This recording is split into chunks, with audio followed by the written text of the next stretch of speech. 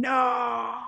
I shriek as yet another blow lands on my back. The searing pain causes me to sink to my knees, tears burning my eyes. Please, Father, please let me go. I implore the man towering over me, his face contorted with hatred. Shut up, you worthless piece of shot, he roars as he brings the whip down for the final time today. I struggle to stand up, feeling drops of blood trickling down my back. I'm inwardly grateful that my father isn't having one of his drunken fits. Those episodes are infinitely worse. I shudder as I look at the ugly welts on my legs. I've never been able to understand my father's anger. How is it my fault that my mother lost her life bringing me into the world? My father's initial ecstasy at having a young soon transformed into dejection as my mother died, saving me from falling into a well when I was a 2-year-old toddler. She gave me life, but lost hers in the process. This feat claiming my mother's life earned me the name Morana. It means death in our native Slavic language. My father thought it appropriate, a constant reminder of what I'd done and what had lost. He has never quite gotten over my mother's untimely passing. Werewolves are perhaps the epitome of fidelity. The male pursues and wins over his mate, which results in a lifelong bond. My parents were a unique couple, as they were of different species. My father is a werewolf, whereas my mother was a human.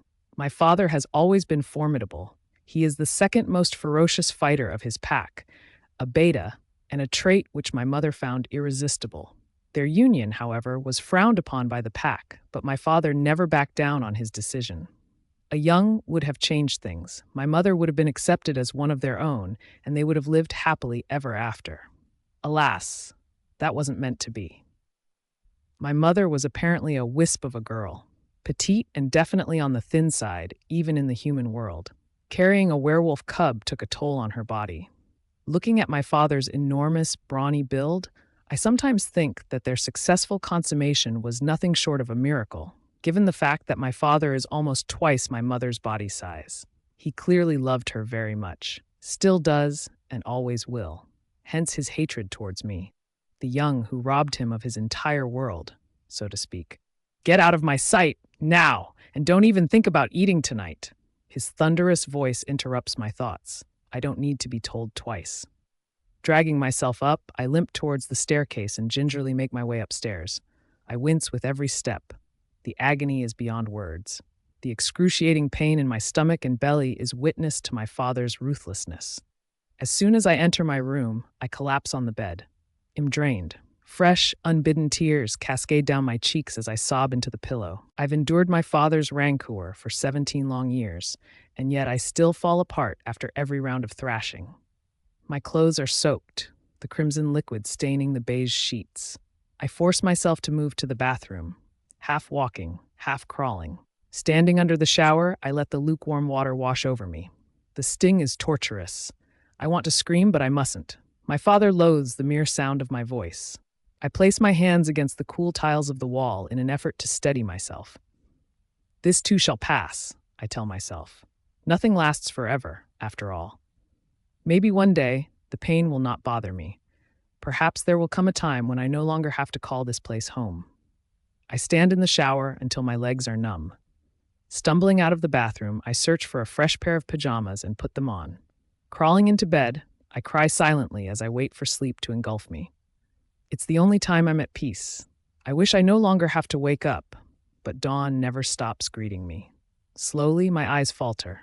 The image of my father's terrifying face swims before me as I finally call it a night. Sunlight streams in through the windows, waking me up.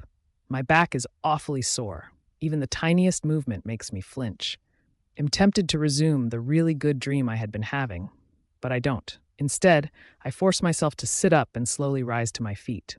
It's time to get ready for school, a school attended by regular humans. Werewolves don't have a special school since we don't set much store by education. As I make my way downstairs, I see the front door close. My father must have left for work. The single slice of bread left on the table in the living room has caught my attention. There is a note next to it. This is your only meal of the day. I look around and find the door to the kitchen secured with a huge iron chain to prevent me from sneaking into it and grabbing food. I sigh. Apart from treating me as his punching bag, my father also thinks that I don't need much food to survive. On a good day, he will let me have a bowl of what he cooks. Today is not a good day. My tummy has grown used to this, though. It hardly ever rumbles these days. I grab the bread and head out the door. The bus will be here any time now. I'm dressed in a pair of baggy pants and oversized sweater today. My taste in clothing isn't exactly admirable. It's not because I'm indifferent to my appearance or anything. I just don't want to expose the scars and bruises for the entire world to gawk at. I don't need anyone's sympathy. But sometimes I do wish that an observant onlooker would spot my injuries and report them to the authorities. Perhaps I will then be taken into state custody, away from my father. Can a regular court make decisions regarding werewolves, though? I wonder. I sincerely hope that there are special courts for werewolves. Normal humans won't to defeat my father. He is arguably the most fearsome werewolf of all time. His blows are worse than a human's by a mile. I shudder when I think of what's to come tonight. But I won't cry. I have to be strong. School is only slightly better than home. Nobody pays much attention to my existence. Teachers are satisfied as long as I attend their classes, while my peers just throw me glances most of the time. I'm rarely spoken to, which is fine, really. I have a feeling that my voice will soon disappear owing to a lack of use. Although I have made peace with solitude, I'm a keen dreamer. I often find myself picturing highly improbable scenarios involving a charming and courageous young man determined to rescue me from the clutches of my father. He must be handsome and well-built, too. Patient and loving, and will never even dream of hurting me. He will expose my father's barbarity, and I will finally be liberated.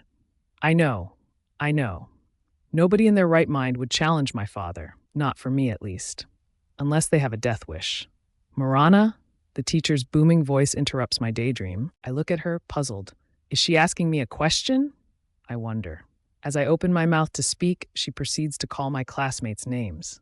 Oh, she's recording the attendance. Right. Nobody cares about me here. I might as well drop out of school, but what would I do at home the whole day? Can I put up with more beatings? I ask myself. Today passes like any other day, uneventful. My lessons are boring, and I'm starting to doze off when the shrill ringing of the school bell pierces the air. The sound of chairs scraping the ground fills the classroom. Everyone starts packing, ready to head home. I must be the only one who isn't excited by the thought. During the bus ride, I wonder if my father will be in one of his foul moods today. I always think of running away in search of a faraway land to start afresh. I've even tried, packed the essentials, and left in the dead of night. By sunrise, my father and a few of our elders had caught up to me. Werewolves have a highly sensitive olfactory system. I faced the beating of my life that morning. It was enough to put me off the idea forever. I get off the bus and hesitate. Do I really need to go back? I ask myself. The voice in my head replies in despair. You don't have a choice, Morana. Your destiny is sealed. I'm surprised to hear my father's voice coming from the living room as I walk into the house. It's a bit too early for him to be done with work. He isn't alone, though, for I hear another male voice. Hello, Father. I greet him as the living room comes into sight. He's seated on the sofa, bent forward, hands clasped together. He looks like he's thinking hard. My gaze then shifts to the bearded man seated opposite my father. He gives me a curt nod, to which I respond with a hesitant smile. Mr. Nicholas, the chief secretary of the supreme leader of the Moon Valley Pack. My father is the second in command, the Alpha's right-hand man. Perhaps they are discussing work or something equally dull. I move to retreat from the living room when my father calls out, Morana, we need to talk. Come here now. Bemused, I do as I'm told, resting my hands on my lap. As I wait for them to speak, my mind is frantic. What is this about? I'm considering the potential scenarios that might unfold when my father's voice shatters the silence. We are going to have to trade you in exchange for land. What? I practically shout. Trade me? What are you saying, Father? My breath quickens and my voice starts to break. My father looks murderous at my emotional outburst. Mr. Nicholas glances at my father with a worried look. He's aware of the beatings I have to endure daily, but he doesn't reprimand my father. It's not his place, apparently. Don't even think of advising me when it comes to raising my young, my father had told him categorically. It's best if you shut up, Morana, my father snaps viciously. Miss, Nicholas is quick to interject in that soothing voice of his. Calm down, Morana. You haven't even heard us out. Mr. Nicholas is a sharp contrast to my father. I can't even speak. Humiliating tears well up in my eyes. Mr. Nicholas proceeds to explain, Morana, as you very well know, we've always been at loggerheads with the Romulus pack. I know all of this, having heard the story multiple times from the others. The leader of the Romulus pack has been invading their territory into ours all those years. He continues, we're in a difficult position because we are no match for them when it comes to strength. Their wolves outnumber us greatly. We can't afford a war. Thus, we decided to present a young from us as a peace offering. Your father has agreed to give you away. Morana, you must do this for our pack. Mr. Nicholas sighs. The people in my pack despise me. No one ever approaches and talks to me. I am always the loner in this pack. I can't believe that Mr. Nicholas is using this excuse to make such a request from me. Why should I care about the people in this land who are never concerned about me? Mr. Nicholas clears his throat and I brace myself for what's to come. We've negotiated with Alpha Neo, the new leader. He's agreed to call it even if we do that. At this juncture, I lose my patience. But why me? Why do I have to suffer in a foreign place? You could have picked someone else. Hold your tongue, my father snaps, but Mr. Nicholas silences him with a wave of his hand. I open my mouth to protest, but he adds, Morana, I repeat, this is for our pack. Why are we even explaining anything to her? My father scorns. She's going and that's final. However, I know that I will not be able to go against their decision. After all, a werewolf pack is ruled by the Alpha's decree. Mr. Nicholas is practically the Alpha's spokesperson of our pack. Please pack the things you will need. You will be leaving this evening. I can't accompany you into their territory as per our agreement. I pale at his words. Am going all by myself? I'm afraid so, Morana. I've to honor the deal. The Romulus pack does not allow any wolves to accompany you, Mr. Nicholas replies quietly. I'm done packing in 30 minutes. My father still doesn't care. He looks as emotionless as always. Goodbye, father, I say softly. You're finally making yourself useful, he sneers. Now get out. I grab my suitcase and walk towards the front door into the unknown. I'm not exactly sure what's ahead of me. I've wished 1,000,000 times to be able to escape this, move on to something better. Now that it's finally happening, I'm ambivalent at best. Surely, what awaits me can't be any worse than what I'm leaving behind. But what about my aging father? A small voice in my head asks. He's going to be all alone now. Is he going to resort to even more drinking? Will he miss me? At this moment, I see an approaching four-wheel. The vehicle comes to a stop, and a young man steps out. He looks no older than me. He turns his attention to me. You must be Morana, he says dryly. I nod. Eric, time to go. The beta hates waiting, he says curtly before getting into the car. Beta? I ask, but I don't get a response. I walk towards the car and look at the place I've been calling home for one last time before the car moves. It's an incredibly long journey. We travel along deserted roads, passing by lush fields and dense forests. I'm not sure when I doze off, but I awaken with a start when I hear voices. Eric is standing outside the car, already holding my suitcase. Hurry up. We've arrived, he says. It takes me a second or two for the new information to sink it. I alight and move to follow him. A short distance ahead, I see a woman walking away hurriedly. Hers must have been the other voice I heard earlier. That's Yvain, Eric utters, following my gaze. You'll make her acquaintance shortly, don't worry. As we continue walking, a classy mansion looms into view. I can't help but gasp in surprise. This is where he'll be staying? I blurt out. Eric merely grunts in response. I notice that he keeps glancing at me. Word has it that you're the most powerful she-wolf in your pack. But how is it that you don't resemble the rest of us? He finally asks. What do you mean? I'm confused. Well, for starters, you're much smaller than us. And most importantly, we possess a distinct scent to recognize one another. Where's your wolf? He fixes his eyes on me, slowing down his pace. Oh. I'm not sure how to respond. I guess that's because I'm human. I hope I'm saying the right things. You're what? He raises his voice. His shock is evident. Good luck trying to impress the Alpha. He loathes humans, he drawls. We arrive at the front doors, which are wide open. The woman I saw earlier, Yvain, is waiting inside. I don't know if I'm imagining it, but she doesn't look friendly. Actually, that's an understatement. She looks positively hostile. She steps forward and throws a punch at me. I recoil, but having been thrashed at home countless times by a much stronger wolf, I regain my composure almost immediately. "Hey," I protest. "Shut up. You're in our territory now, you filthy human. You do as I say." She spits out the words with such venom that I flinch back. I wonder what sort of treatment ill be accorded in the days to come. Yvain practically drags me forward, as if I'm incapable of walking. Initially, I resist, but Yvain grabs my hair and gives me a tight slap.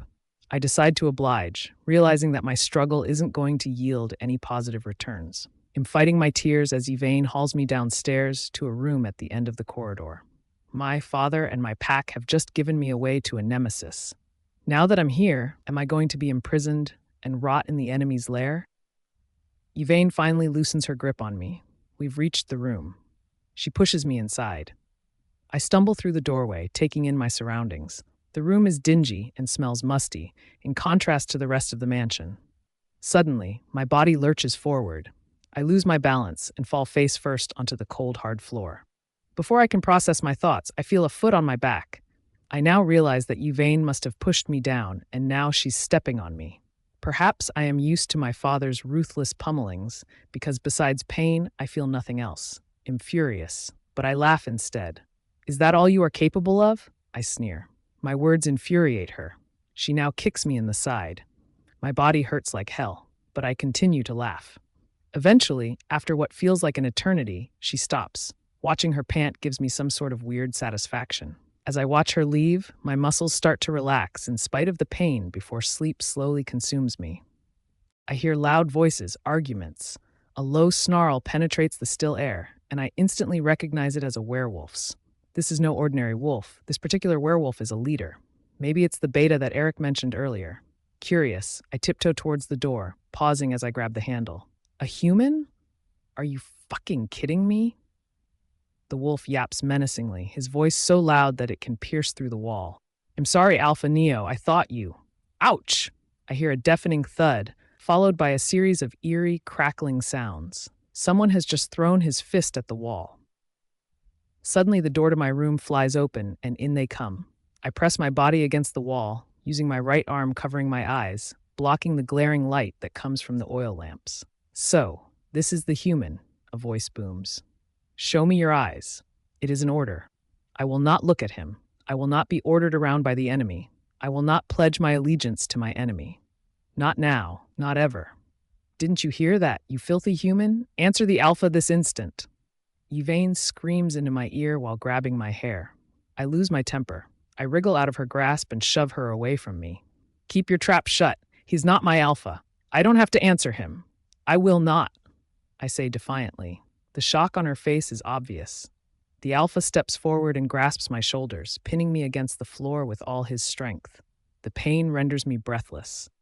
Although I'm incensed, a snigger escapes my lips. "Is that it?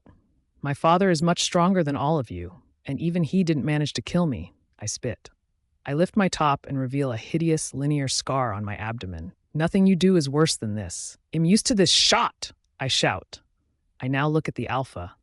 I must make myself clear. "Listen, all of you. I'm only here because of a ridiculous deal you made with my pack.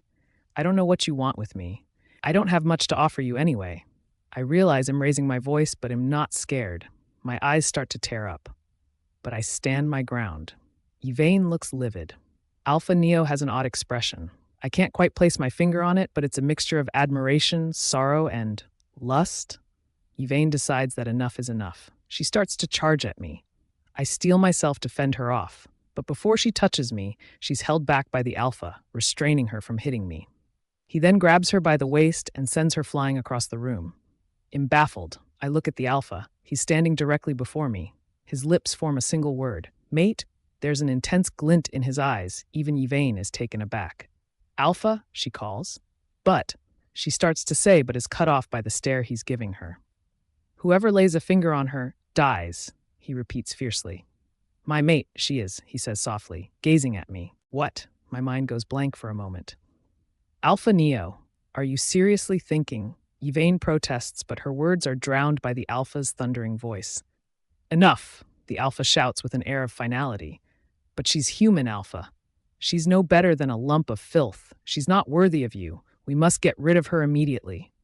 One of the wolves bellows from the back. Another one lunges at my chest, under my ribs where my sternum ends, clearly wanting to rip me apart. Alpha Neo acts fast. He grapples the wolf around his throat, while his bloodshot eyes glistens against the flickering light. The wolf gasps piteously, his hands on the alpha's. She's mine! Mine! Alpha Neo enunciates each word slowly. I've had enough. My head is starting to spin and pound while my vision blurs. I find myself slowly falling into a bottomless abyss. I fall further and further into it until it threatens to swallow me whole. Alpha Neo's face is the last thing I see before I close my eyes, concern etched on his sharp features. Neo's POV. Amelia leaves my room at long last. I watch her disappearing figure and take a deep breath. Can't deny it, she's attractive and never fails to satisfy me in bed. But she does read too much into my attention. She seems to think I'm in love with her. I'm not.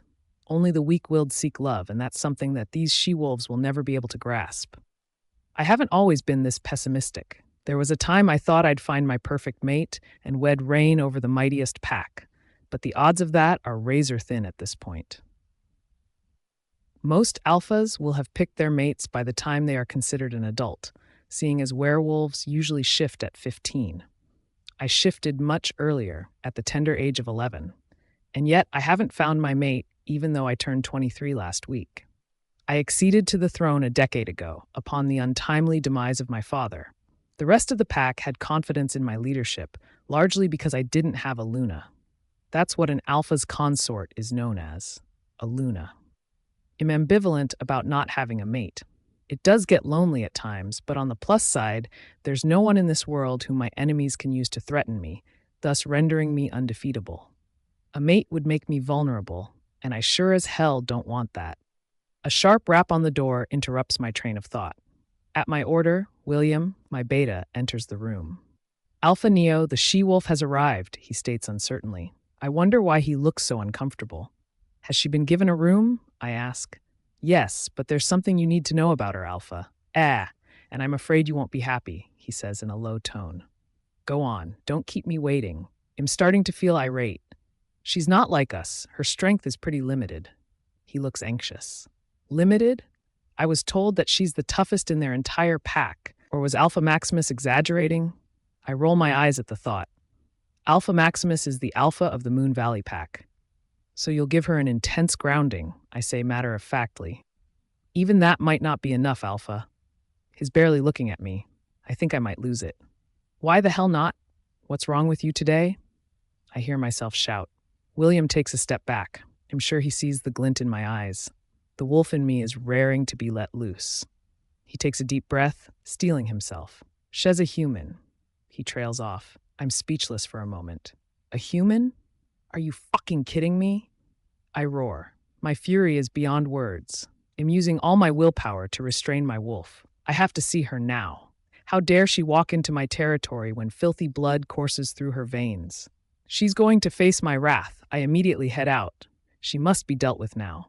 As soon as I reach the room at the far end of the corridor, the guards step aside to let me in. I enter the room, taking in the foreign smell wafting through the air. That must be the human. Oddly enough, my body loosens up. The scent is reminiscent of citrus fruits, enchanting me. I'm losing track of my surroundings. I must pull myself together. I hear footsteps behind me. William has been following me. Why the hell was I not told sooner? I stare at him menacingly. I'm so incensed that I'm tempted to sink my fangs into him. Please accept my apologies, Alpha. I would have come to you sooner, but you had come. He doesn't finish the sentence. My right hand reaches out and grabs him by the throat. I have no difficulty in lifting him off the ground and sending him flying across the hall. I burst through the door of the room, and I'm instantly greeted by that intoxicating scent once again. Only it's now stronger. The wolf in me is acting strangely. He's no longer feeling murderous. He's pleased instead. I force myself to concentrate. So, this is the human, I hear myself say. Show me your eyes. She doesn't react the way I expect her to. She stares at the wall coldly, and that infuriates me. Nobody else has ever defied me. She's no match for me. I can tear her from limb to limb within seconds. If I were her, I'd be begging for mercy, but she's not. She's refusing to obey me. Didn't you hear that, you filthy human? Answer the alpha this instant, Yvain shrieks. And yet she doesn't so much as flinch. She's courageous, I can see that. But I will not tolerate it. She must be punished, severely. She has to learn to respect me. Keep your trap shut. He's not my alpha. I don't have to answer him. I will not. Her sweet voice echoes off the walls. Her words catch me off guard, but I'm even more surprised by the way my wolf feels. He's upset by the tone she's using. She seems to hate me, and I don't like that. What is wrong with me? I immediately lunge at her and grasp her shoulders, pinning her against the hard floor with all my strength. My wolf howls at me again, but louder this time, as if he has been sliced by a sword. I look at the petite girl in front of me. I expect her to scream in pain, but she doesn't. She gives a short laugh instead. Wow, I'm floored. Anyone else in her position would have sustained fractures at the very least. But here she is, mocking me, mocking my wolf. Is that it? My father is much stronger than all of you, and even he didn't manage to kill me, she hisses venomously. She's beyond furious, but I'm not. Something about her is turning me on. Her voice is melodious and sexy as hell. She lifts her blouse, disclosing a scarred abdomen. It's not a pretty sight. I'm appalled. Nothing you do is worse than this. I'm used to this shot, she yells. She looks like she's on the verge of tears. Who has been so cruel to her? The thought of someone hurting her bothers me more than it should. The wolf inside me is gnashing his teeth as images of her being tortured conjures up my mind. Now she looks me in the eye. She's determined to be heard. Listen, all of you. I'm only here because of a ridiculous deal you made with my pack. I don't know what you want with me. I don't have much to offer you anyway. Her voice breaks, but not out of fear. She isn't petrified of me at all. My wolf can no longer hold it in. He's jumping with joy. She's the one. She's my mate, he chants persistently. Mate, I say suddenly.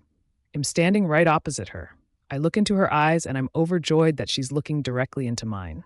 My eyes must be shining with a gleam of jasper green, I realize. All wolves experience that glint when they're locked in an intense gaze with their mates. Mine is extremely powerful. It blinds me for a moment.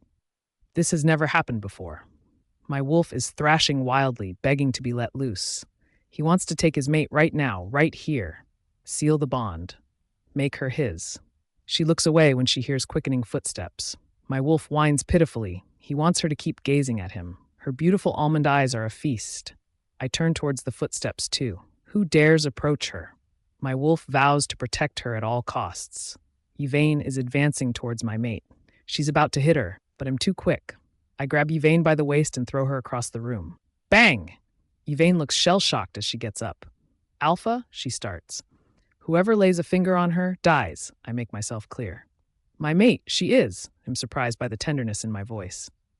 Alpha Neo, are you seriously thinking? Yvain screams, but I silence her with a growl. Enough! I roar. I will not tolerate anyone else going near her, admiring her, or even thinking about her. She belongs to me, only to me, now and forever. She's looking at me, confused.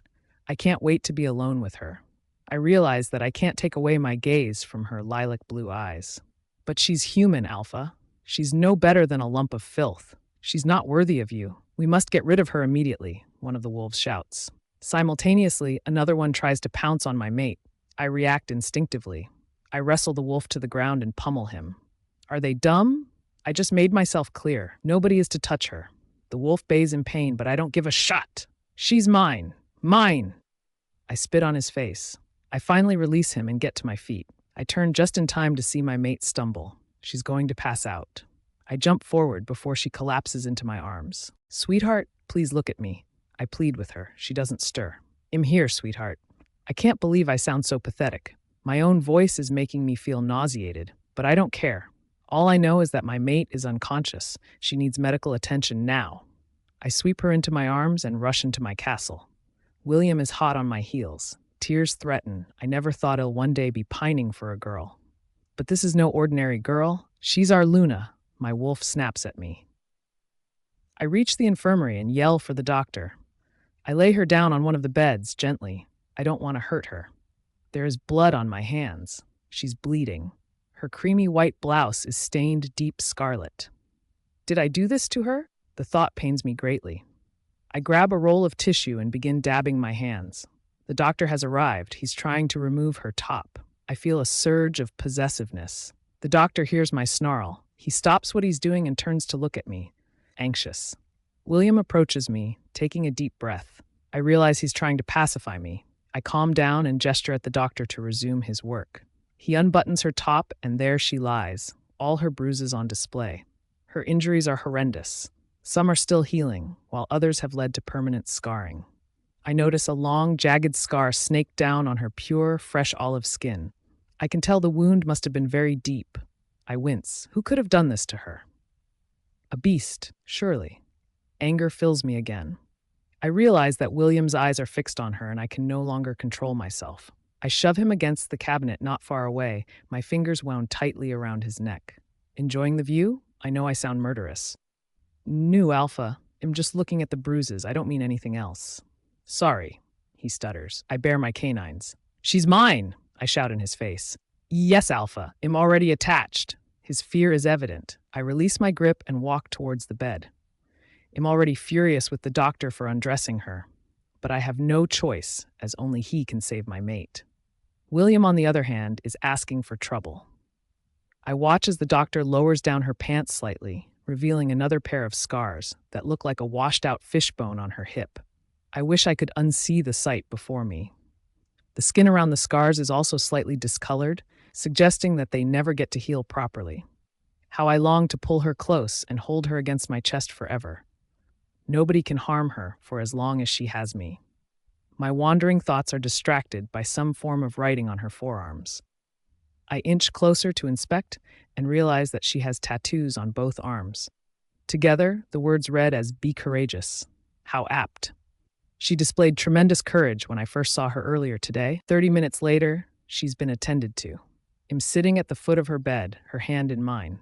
An odd feeling shoots up my arm as soon as I touch her. My heart skips a beat. Although unconscious, her body responds to my touch. Her breath catches as I draw circles on her palm. I'm delighted. Hours pass and she still hasn't come around. I lean forward and kiss her forehead gently. Should I leave a mark on her so others will know she belongs to me? The idea is so appealing, but I won't give in to the urge. I just want her to regain consciousness. I decide to rest my head against her side, my thoughts running wild. I conjure up images of her lying seductively on my bed. I so want to make love to her until we're both breathless. I recall this morning's tryst with Amelia and suddenly feel ashamed. What will my mate think of me if she ever finds out? Is she going to accept me if she does? I no longer need anyone else. My mate is the only one for me. I want to ensure that she is taken care of forever. Her commands carry the same weight as mine. Anyone who disobeys her will have to face my wrath. My anxiety grows as she's still not responsive. I've been by her side for hours. Night rolls around before a Sandman comes to heavy my lids, but I know I can't fall asleep yet. My wolf is feeling restless. He wants to be out and about, but he can't until his mate wakes up. As I continue pondering, I hear footsteps. I turn to see the doctor approaching. "Good day, Alpha Neo," he starts. "Yes, speak," I instruct. "I'm pleased to report that she's getting better by the minute. She's stable now," he continues. "Glad to hear of it," I reply tersely. "Shall I get my staff to switch the current bed with a more spacious one? It will be easier for you," he offers.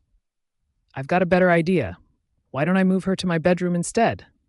The joy in my voice is evident. "I wouldn't recommend that yet, but her condition is definitely much better now than it was when she was brought in," he confirms. I've heard enough. I stand up and gather her into my arms and make my way to my room. I can't wait any longer. I just want to be left alone with my mate. I kick my room door open and walk in, as gently as possible. Placing her on my bed, I can't help admiring her looks. She is positively gorgeous, but the bandages on her limbs is marring her appearance. Carefully, I lift her body and remove the hospital attire. I grab one of my t-shirts and put it over her. She looks good now. A quiet laugh escapes my lips. She is so small, especially when compared with my massive build. I change out of my clothes too, feeling a lot more comfortable. Unable to wait any longer, I get into bed and embrace my mate. I move cautiously so as not to cause her pain. Surprisingly, she responds to me. Her right hand moves up my abdomen until it reaches my chest. Am sure she feels my well-defined abs. My arms encircle her, pulling her closer. Her face is now buried in the crook of my neck, and I think she's inhaling my scent. Her legs then move, wedging themselves between mine. I'm bursting with joy, but am also a little let down that she's still unconscious. Her mouth opens, words forming. "Please stop," she whimpers. She's still not conscious, but she's talking. Begging. My heart breaks. "Please have mercy on me. Make it stop," she continues. My wolf moans in agony. She's in pain, and there's nothing we can do about it. "Please, I beg you to stop," she begs in earnest. Her hands are wrapped around me tightly, making my heart thaw. I stroke her cheeks lightly, feeling her body relax. Perhaps my touch is all she needs. I smile at the thought. I move my lips close to her ear and whisper, "I love you, sweetheart." My eyelids are starting to droop as I doze off contentedly. As I leap across the woodlands, my legs are killing me. My body is about to give out. I want to stop, but I can't. Something tells me I need to continue fleeing, or else I'm going to be slain. Why am I running? I don't even know, but I must. My mind keeps telling me to move, but my body is starting to falter. Dumn it, I wish I have superhuman legs. Suddenly, I hear quick footsteps from behind. I freeze. I'm too frightened to look back, but against my better judgment, I do. A pair of gunmetal blue eyes are staring at me. I know those eyes very well. I'd recognize them anywhere. They're my father's. Tears form in my own eyes, but my father is smirking. I'm not surprised, as he has always enjoyed witnessing my agony. He thinks this is fun, an unending pursuit. "You can't outrun me. I'm sure you know that," he starts. My mouth is dry. I'm speechless. I'm rooted to the spot, my limbs refusing to move. I can't help but weep. I hate myself for being so weak. When I find my voice at last, I shout for help. "It's funny how you think you can tell me what to do," he sniggers. He proceeds to assault me, and I'm helpless once again. "Please stop," I moan. "For God's sake, please stop him. I can't bear this any longer," I beg, my desperate pleads echoing across the space. Nobody hears my cries. I realize I'm all by myself. My screams aggravate my father's fury. He throws continuous punches to my face and pummels me. Suddenly, I hear a sickening crack. My shoulder hurts like hell. It must have been dislocated. He then grabs my arms and twists them real hard. He notices the tattoos and is incensed. "A tattoo? What the fuck were you thinking?" He shouts at the top of his lungs. I'm silent. He twists my arms even more painfully. Another crack pierces the otherwise still air. He has broken my arm as well. I cry out in pain. "Please have mercy on me. Make it stop." My shoulder is dislocated and my arms are broken. I'm bleeding from the gashes on my face and my head is pounding. My father now pushes me down, hard. He mounts his foot against my sternum. He presses down forcefully. I know this blow is going to kill me. "Please, I beg you to stop." I'm closing my eyes tightly as I choke with tears. A deafening sound permeates the atmosphere. It's not coming from my ribs, though. I open my eyes fractionally and realize that someone else has joined us. It's Alpha Neo. He's pounced on my father, pinning him to the ground. He punches my father, who growls in anger. I see them shift into wolves before launching themselves at each other. Neo is gorgeous as a wolf. He's brown and a little larger than my father. His eyes are enchanting. They're boulder gray. I can't help admiring his smooth fur either, and am so tempted to reach out and touch him. In contrast, my father is jet black and has vivid blue eyes. He has smooth fur too, but I've absolutely no intention of laying hands on him. The wolves are baring their teeth, each getting ready to attack the other. My father makes the first move, but Neo reacts instantly. He dodges, sending my father flying to the ground. The alpha then retaliates by throwing his body against my father's, wrapping his jaws around my father's neck. My father thrashes about wildly, trying to pierce Neo with his fangs, but Neo's unrelenting grip on my father's neck makes that impossible. My father whines pathetically, but that doesn't stop Neo from strengthening his grip. Within a few seconds, my father freezes. All his movements cease. Neo finally unclenches his jaws and my father's carcass falls with a thud. Neo approaches me and begins sniffing me. He licks all the wounds inflicted by my father, and I feel the pain dissipating slowly. I'm now able to move my arms and shoulder. He's healed me. Gingerly, I stand up. I'm surprised that my body is back to normal. I notice that Neo is still significantly taller than me, although I'm standing. I give in to my urge and stroke his fur. He purrs lovingly, making my heart race. He positions himself on the ground, and I do the same, right beside him. I continue to stroke him while he leans closer into me. I'm delighted. Notwithstanding that you're an alpha, you're so cuddly. Like a giant plush toy, I purr softly into his ear. He's thrilled by my words and continues sniffing my face in response. You're a gentle giant, I say fondly as I pat his head. He purrs again and snuggles up to me. Rays of sunlight stream in, jolting me awake. My hand reflexively moves up to shield my eyes from the glare. I try to move to change my posture, but I can't. I realize my body is tangled up with someone else's. To say I'm surprised is an understatement. Who can possibly be next to me in bed? He is snoring softly against my hair. It's so ticklish. I'm trying to wriggle so as to see who it is, but I just can't. The person has a tight grip around my waist. I feel an ache in my shoulder, and suddenly I recall flashes of images.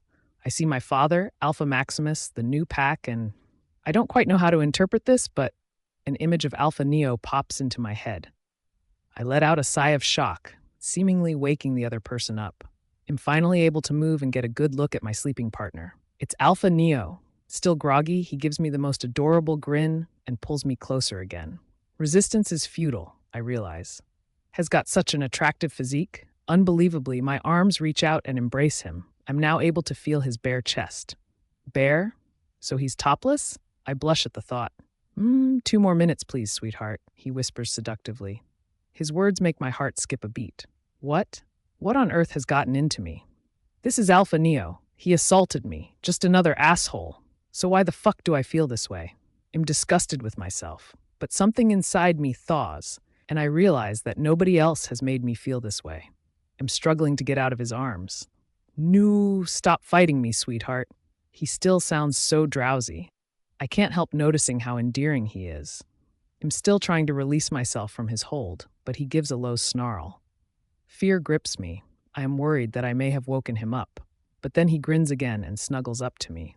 All right, I'm up, he says while stifling a yawn. He shifts his body, and his tattoos come into sight. His arms are full of them, something I find extremely sexy. I know I'm staring at him, but I can't stop myself. He notices my intent gaze and lets out an amused laugh. Oh God, how embarrassing. Keep looking at me like that all you want. I'm all yours, sweetheart, he says with a mischievous smile. He reaches out for me, pulling me closer yet again and sniffing me. Call me by my name, I say bluntly. I'm sorry? He looks surprised. I said, please use my name. Sweetheart isn't my name, I state. Fine, sweetheart. Tell me, how would you like me to call you? Morana. I hold my breath as I say it. Morana? As in death? He asks in disbelief. Well, yes, I reply. I think sweetheart sounds much better. Don't you think so too? He asks with that sexy grin. God, he's so bloody attractive. I can't marshal my thoughts when he looks at me this way. He smells delicious too. I take a deep breath. May I leave? I ask hesitantly.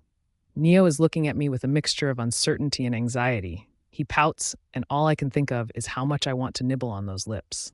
Get your shut together, Morana. My inner voice reprimands me. Why are you asking me for that? Sweetheart, you can do as you please, he says incredulously. Because you're still holding on to me? With a killing strength? I state the obvious. Damn it! Are you in pain? I didn't realize. Sorry, sweetheart, he says apologetically. Wait, what? Alpha Neo apologizing to me? Has the world gone mad? The most ferocious alpha in this region has just apologized to me, an outsider. I'm over the moon, but my inner voice chastises me once more. Neo releases his hold, allowing me to move. I pull myself up from the bed. I suddenly realize that I'm not wearing my pants. Horrified, I look up at him. What the hell? He looks baffled for a moment. Then, comprehension dawns. He shakes his head vehemently, filling me with both assurance and dismay. I guess a part of me was hoping that we'd had an intimate night. But why would he be into me? My father always says that attractive women can conquer the world easily, get whatever they want, whenever they want. However, I've only ever managed to incur men's wrath. My body quivers involuntarily when I think of my father. Avoiding his gaze, I rise to my feet and make my way to the toilet. It's difficult, but I force myself to look ahead instead of looking back at him. I walk into the toilet, shutting the door slowly. As soon as I'm sure I can't be seen, I press my hands and forehead against the door, simultaneously closing my eyes. My body is screaming in pain, but I will not break down. I'm no longer a helpless child. I'm a grown woman capable of looking after myself. I'm not frightened of my father anymore. All I feel towards him is deep resentment. I will not live the way he wants me to be. Never. Wait, I'm not frightened of my father? I can't wrap my head around the idea. I guess somewhere along the way, I must have changed. My thoughts are brought to a halt by a pathetic howl from the room. I recognize it as Neos. Speaking of Neo, what the fuck am I doing with him? He's my nemesis. Not only did he incarcerate me, he instructed his pack to assault me. Hell, he even thrashed me. He whines louder. I smirk. I'm glad that he's in pain, whatever the reason may be. I hope he's suffering. I continue pressing into the door, feeling the pain of the cuts on my body gapping. Something trickles down my back. I must be bleeding. And yet I don't flinch. I'm jubilant. My father is no longer in control of me. Please, sweetheart, what are you doing in there? Please stop hurting me. Neo shouts in agony. What's wrong with him? He's right outside the door, knocking vigorously. I don't plan to let him in, choosing to walk to the opposite side instead. He stops knocking. Good. But as I sit on the floor and lean against the toilet bowl, feeling the pain once more, he howls again. Let me in, sweetheart. Neo sounds genuinely worried. I remain silent. I'm now on the verge of tears. Droplets of blood are trickling down my back and arms, pooling at my feet. Great. Just great. It's either you let me in or I'm going to break this door. He sounds irate. I roll my eyes. Who the hell is he to command me? I don't want to look at him. I don't want to gaze into those seductive eyes and melt. Go away. I'm annoyed. Morana, I mean it, he growls as he pounds on the door. He sounds truly angry. The way he says my name is beyond scary. The door is trembling under pressure. What if it gives way? I don't budge. Get lost. I don't want to see you. I shout at the top of my lungs. As I shout, my vision turns blurry. My head is hurting. Oh no. I struggle to get to my feet and lean against the wall for support. A moment later, the door bursts open and in he comes. He's outraged. His features are contorted in fury. But I'm not afraid. I know I'm going to faint. Even if he bashes me up, I won't feel a thing. My eyes start to close, darkness engulfing me. Neos POV. A piercing pain shoots through my body, rendering me unable to move. The pain is terrible, almost as if someone is plunging 1,000 knives into my body. I moan. My complexion is ashen. My skin has sunken in tone to something so lifeless. I'm not hurt, so what the hell? Telepathically, I summon my doctor to the room. Please, sweetheart, what are you doing in there? Please stop hurting me. I shout. She doesn't respond. Oh no. Is she hurt? I scramble out of bed and dash to the toilet. I try to open the door, but it doesn't budge. She's locked herself in. Let me in, sweetheart, I say coaxingly. No response again. She's driving me crazy. My heart is accelerating in fear and concern. My insides are in a chaos, a mess. What's wrong with her? Has something happened to her? No. I can't bear the thought. She's my Luna. It's either you let me in or I'm going to break this door. I sense the anger in my voice. Her quietness is pushing me over the edge. My wolf is raring to break into the toilet. He wants to check on her, to make sure she's all right. I can feel him digging a den on my heart, but I'm restraining him. I don't want to push her away by invading her space. But I'm on tenterhooks now, concerned about her. I start knocking on the door loudly. Finally, she answers. In that melodious voice of hers. Her voice soothes me, but her response is infuriating. Go away, she yells. I'm at a loss for words at that moment, almost choking on my rage. I'm the alpha. She dares to defy me. I will not be spoken to this way. Well, what are you going to do with her? My wolf mocks me. Morana, I mean it. I continue banging on the door. I don't mean to sound so vexed, but I know I do. My body still hurts, so I know she must be hurting too. And she's all alone in that toilet. It bothers me. Get lost. I don't want to see you, she screams venomously. It's as if my heart stops beating. She doesn't want to see me? Why not? Can't she tell I'm obsessed with her? She has to be safe. She's my mate. My wolf has decided that enough is enough. He kicks forcefully, sending the door flying. As I rush in, I see my mate steadying herself by leaning against the wall. There is blood on the floor. In a flash, I'm by her side, catching her as she crumples. The doctor rushes into the toilet at the same time. She's passed out. I waste no time. I hoist her onto my shoulder and sprint towards the bed. The doctor follows suit. At this moment, a few nurses enter my room, pushing carts and trays filled with medications and needles. I think I'm going to burst into tears. I gently place her on the bed while the doctor starts shouting instructions to the nurses. It's chaotic. When they jab the intramuscular medication into her thigh, my heart breaks. Gentle, I growl. The nurses give me a terrified look before resuming their duty. They carefully remove her top and place her on her front. Her cuts are bleeding. As the doctor tends to her, I feel the pain in my own body. I clutch the foot of the bed and groan. It's hell when he applies an ointment to her injuries. My skin burns as if I've been set ablaze. Alpha Neo, are you feeling ill? The doctor's voice echoes. Glad you notice, I say as I wince. My body is aching so badly. Has bemused. But Alpha, I think you haven't mated with her, right? The unbreakable bond only forms upon consummation. I don't know how this is even possible. His agitation is manifest. I'm puzzled too. She's surely my mate, but how am I sharing her agony without first being intimate with her? There's one possible explanation, though. The doctor trails off. Well, what is it? I bark. Is she descended from a family of alphas? He asks hesitantly. I stare at him uncertainly. I don't know for sure. Perhaps. Her father is a beta after all. Her strength rivals your alpha, he announces. What? No, that can't be right. I don't subscribe to the idea of male superiority per se, but the thought that she-wolves are just as strong as us males doesn't sound credible. More importantly, she hasn't even shifted into a wolf. Suddenly, I notice something odd on her chest. There are strange tattoos, forming the shape of a brown wolf, its head tilted upwards and mouth wide open. It's crucial for us to assess her fighting prowess as soon as she's fit, Alpha, the doctor interjects. No, we won't do anything of that sort since she hasn't shifted, I say. It's a command. He seems taken aback. I point towards my precious mate, helpless on the bed. His gaze moves to her too. I hate it when he looks at her, but I restrain myself. All of a sudden he gasps, eyes widening in surprise. He shouts at the nurses. Stop it! Hands off her now! I'm not sure what's going on, but I refrain from asking. The markings on my mate's chest are smoldering. Then she starts to quiver. Realization hits me like a brick. She's shifting at last. My mate is writhing about. Beads of sweat are forming on her forehead. The mark on her chest is bright red, as if it's heating up. Without warning, her body rises. I hear cracks, indicating that her limbs are no longer intact. Her body is lengthening too. I feel sick to my stomach. I know how painful this must be, being her first ever transformation. My first was horrible too. Before my eyes, she shifts into the most gorgeous wolf I've ever come across. She's beige, with gray paws. Her long, flowing hair tempts me to reach out and feel her. She has a cute tail too. Her bright blue eyes bore into mine, searching my being. I feel so exposed. I continue gazing at her, realizing that I'm waiting for her acceptance of me. Her ears sweep from side to side, her tongue slowly creeping up to the side of her lips.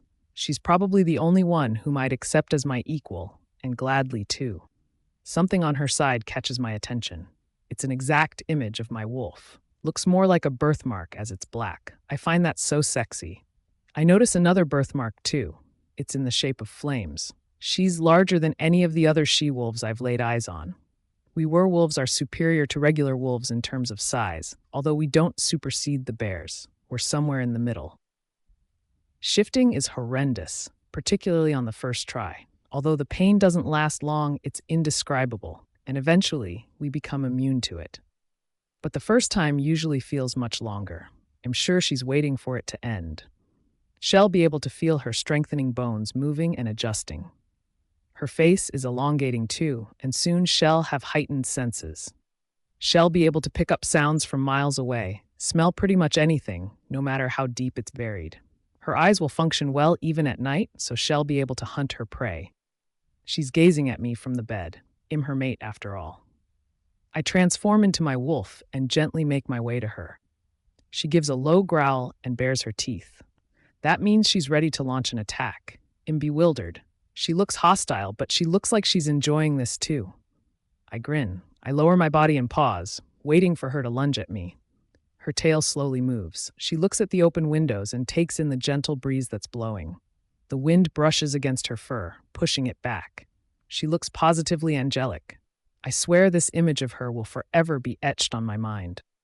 I abandon my stance and let out a gentle moan. She looks at me. I gaze outside, and her gaze follows mine. She walks towards the windows. I decide to join her. She keeps switching her gaze between me and the view outside. I lightly brush against her with my body. She leaps off the 3-story window, touching down smoothly. I follow suit, and off we go. Into the wilderness. She's quick, no doubt. She has no problems catching up to me. I double my speed to see if she can keep up. She definitely can. Within minutes, we come to a beautiful area of lush greenery. She races to the river and jumps into the clear water. She seems to enjoy swimming. Once she's out of the water, she playfully shakes the water droplets off her fur. She lowers her body once more, and I gleefully mimic her. Without warning, she jumps on me. She nibbles on my ear, sending shockwaves through my body. I quickly roll over so she's now beneath me. Positioning my paw on her ribs, I bring my nose close to hers. She wriggles mischievously. She's trying to pull herself up from beneath my body, but am holding her firmly against the ground. I release my grip eventually, and she springs on me. I lie down on the ground, and she places her head on my chest. The bliss I feel is beyond words. I never want this moment to end, but it does. Hearing a rustling noise nearby, I become vigilant. Morana must have picked it up too, for she has started to bare her fangs. She's positioned herself to attack. I crouch too, prepared to defend my mate and me. We catch sight of a lone black wolf. He lowers his head and retreats, ready to flee. Morana and I are ready to give chase, but another sound stops us in our tracks. Morana tilts her head to the side, and following her gaze, I spot a shrub. We cautiously move towards the shrub, sniffing the ground as we do so. We're greeted by a pleasant sight. 2 adorable babies nestled in a rattan basket. They're identical. Twin babies, perhaps? Morana looks at them adoringly. She approaches the basket. I give a low roar, warning her to be cautious. She gives me a reproachful look, clearly smitten by them. I now turn my attention to the male babies and notice a small piece of paper wedged between the rattan. I use my teeth to tug at the paper. It comes off. Words have been scribbled hurriedly. My sons have lost their mother, whereas I am on the run, as I am being pursued for treason. Being the most powerful alpha, you are perhaps the only one who can defend them. My sons are extraordinary, as you will later discover. I implore you not to harm them. I am certain that you will find them useful during the battle. We are on the verge of a war, Neo. Defector from the Moon Valley Pack. My mouth is agape as I read the note. What war? And the babies are extraordinary. I glance at them. They look so innocent. However, my first instinct is to destroy them. And they belong to the Moon Valley Pack. That's the pack Morana belonged to before she came to me. Morana, my precious mate, my Luna. I turn my attention to her. She moves even closer to the babies, inhaling their scent. The boy on the right cries, his legs flailing in the air. She gently places her nose on his forehead, and he instantly calms down. I roar. She stares at me, clearly offended. As we haven't consummated our union, we can't read each other's minds yet. Now she lets out a loud growl, and I know she's serious. Is she insane? Why is she disobeying me for a pair of orphans? As we stare each other down, we're jolted by a piercing whine. Morana turns her back on me and lowers her body for the umpteenth time today, ready to face her opponent. Something's not right with her, but I can't quite place my finger on it. She must be sensing something evil. Morana and I exchange knowing looks, and then turn to face the approaching enemy. In the distance, 4 black wolves are materializing. The hostile atmosphere is aggravated by the amber glare from their eyes. They walk towards us deliberately, their menacing aura manifest.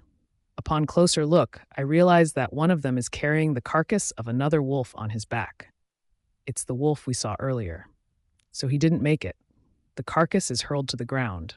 The newcomers turn their attention to the babies in the rattan basket.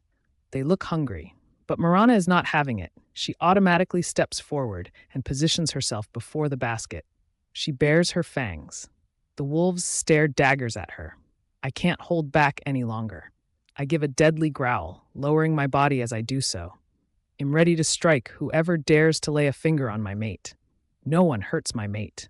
One of them, the one who has carried the carcass, lunges forward, baring his canines, prepared to sink them into my mate. I'm too quick for him. Leaping into the air, I use my body to tackle him to the ground.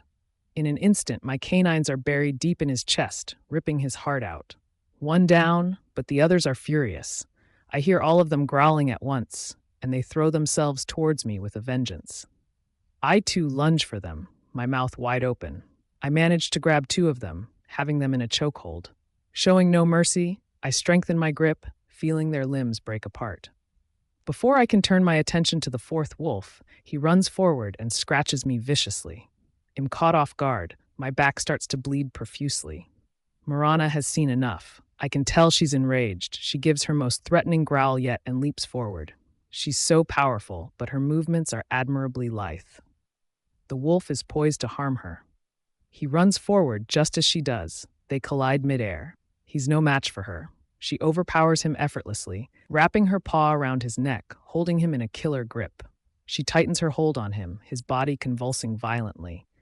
Within seconds, he's dead. Dropping him, she walks over to me. One of the wolves I thrashed is still breathing. She shifts into her human as I avert my gaze elsewhere. I know I won't be able to control myself if I were to see her nude. I'd take her right here, right now. A loud crack interrupts my wandering thoughts. My mate has broken the wolf's neck and shifted into her wolf. So much for my fantasy, I think in dismay. Blood is still oozing from the deep cuts on my back. Morana comes to me and gently licks the wounds. I feel so much better with each stroke of her tongue. Once she's done with me, she trots towards the basket. The babies have started to fidget noisily. Morana lowers her body and takes hold of the basket with her teeth. Before I can react, she's off, to my castle presumably. I make my way after her. She senses my presence and breaks into a run. I give a delighted roar and speed up. Together, we head for the castle. Upon arrival, I bound up the stairs for my room. Shifting into my human form, I get dressed and grab a pair of freshly laundered clothes for my mate. But she's nowhere to be found downstairs. I pace around, sniffing the air, hoping to catch her scent. And I do. Her smell is so intoxicating. I remember her scent was not as strong when she first came to our pack. I head in search of my mate, finally locating her in a remote room. She's dressed and seated cross-legged on a cushion holding the babies. Only then do I realize which room this is. This is the nursery. The young in our pack are usually placed here upon birth. I was too. She hears me enter and looks up. As if on cue, one of the babies moves his head towards her breast. My blood boils, and my wolf is incensed. She belongs to me. My wolf declares with authority. Morana must have sensed my anger, for she gives me a delicate smile, soothing my rage. "Did you know that 5 babies are born each second?" she asks. Her words annoy me. I open my mouth to speak, and the words tumble out, perhaps harsher than necessary. These children do not belong to my pack, and so they will be looked upon as outcasts. Morana looks shocked. They're innocent and helpless. "Do you really think they'll bring us harm?" she asks. "They don't belong here," I repeat. "Neither do I," she says sharply. I'm taken aback. "And you seriously think that's a fair comparison?" I demand. "My mate holds a special position," I continue. "But they're merely babies," she sounds disappointed. "Not ours, though," I point out. "Why not?" Her voice is so low that at first I'm not sure she's spoken. When her words finally register, I'm speechless. Does she really mean that? She gets to her feet and walks to the cradle. She tucks them in, kissing each one in turn. A roar escapes my throat. She feigns indifference and makes her way to the exit. I move to block her path, stopping her in her tracks. I hear her sharp intake of breath. "Why on earth are you still sticking up for your old pack?" I raise my voice. "They pretty much ditched you. And if they did, is that the baby's fault?" She speaks with such conviction, it triggers an involuntary response in my nether region. She pauses for a moment before continuing. "Shunning the babies is equivalent to shunning me." I'm truly angry. I can't digest the fact that she's comparing herself to a pair of orphans. And her pack. Why is she not furious with them for handing her over to me on a silver platter? "You must be kidding," I say incredulously. Her eyes fill with tears. "They're so helpless. I must keep them safe," she sounds determined. My patience is wearing thin. "They're not your babies. Plus they belong to your old pack. They don't care about you, and they've assaulted you so much. Your scars are witness to that." I'm baffled. She dares to defy me? I'm the alpha. She should be bowing before me. "And you didn't," she screams. For a moment, I have no idea what she's talking about. Then realization dawns, for she grips her shirt and violence jerks it upwards, revealing a nasty bruise on her side. I recoil in horror. My heart is pounding in my ribcage. I try to look away, but I can't. Don't you dare look away! What the fuck is this? Tell me! She screams hysterically. I lower my gaze, not knowing how to respond. She's right. I'd attacked her too. I'd wounded her. Being a beast myself, I have no rights to comment on others. I'm not even worthy of her, my beautiful darling mate. She turns around and looks me in the eye. I'm overcome by revulsion. I was blinded by fury. My voice is low. So you vented by hitting me? That's not right. I'm not your punching bag, and neither are these babies. They are not dangerous. She trails off. We stare at each other in silence. I'm longing to reach out for her, but she makes the first move. Stepping forward, she comes close until her face is merely inches away from mine. She lifts her arm and places her palm on my cheek. My wolf is instantly docile. I reach out and bring her palm to my lips, placing light kisses on it. I take a deep breath and finally ask the burning question that's been on my mind. What are we going to do when the babies grow up and intend to usurp my throne? I meant to sound fierce, but somehow I end up sounding like a jealous child. Amused, Morana throws her head back and laughs. Of course not. It'll bring them up on good values, so don't worry, she declares confidently. She looks so endearing right now that I would agree to anything she wants. But I'm not going to give in that easily. Only if you fulfill my request, I smile slyly. Morana's POV. Only if you fulfill my request, he sounds like an excited school kid. Seeing his smile widen, I'm both puzzled and afraid. I don't understand why he looks so thrilled. Am I missing something? God, he smells heavenly. I just want to bury my face in the crook of his neck and keep sniffing him. Since I'm now able to shift, my senses are heightened. He's capable of sending shockwaves through my body with the lightest touch. He's so masculine, and yet so gentle. My legs feel so weak, looking at his handsome features. Well, what is it? I ask boldly. It's so difficult to refrain from pouncing on him. But I must. I'm not giving in without a fight. The babies need me. They're innocent, and I must protect them. If he insists on harming them, he has to get past me. He speaks at last. I want to consummate our union, conclude the mating process. I gasp. Consummate our union? So soon? I barely know the man. Does he really think a few days are sufficient for us to get to know each other well enough to mate? I can't even tell what he likes yet. The thought of seeing him necked makes my pulse race. My wolf is raging, mate, mate, mate. I realize that our bond has become stronger since I shifted. I'm sure he feels it too. I can tell by the way he looks at me. Both our bodies are longing to be wrapped up in each other, all sweaty and breathless. As I scrutinize Neo from head to toe, my thoughts turn wicked. I picture the movements of his bare abs as he has his way with my body, marking his territory, taking ownership of me, his only mate. Wait, what's wrong with me? Morana, stay on topic. My inner voice chides me. I force myself to think of the babies. Should I give my chastity up to ensure their safety? Or shall I just wait for Neo to doze off before fleeing with the twins? Oh, I'd love to see his expression if I successfully pull that off. He'll probably be breathing fire. His sexy voice breaks the silence. What is it, sweetheart? Before I can marshal my thoughts, he pulls me towards him and wraps my arms around his waist. His arms snake upwards until they reach my shoulders. One hand moves to the back of my head, brushing my hair. The other caresses my back, sending shivers down my spine. My mind is blank for a minute. Then, as if someone has switched on the television, visions start appearing in my mind. Blissful visions. Neo and I, head over heels in love, building our own family, living happily ever after. And of course, we'll be parents. Our children are going to be adorable. I'll mother his children who will continue his legacy. But am I ready to mate? Shall I ask him for more time to prepare myself emotionally?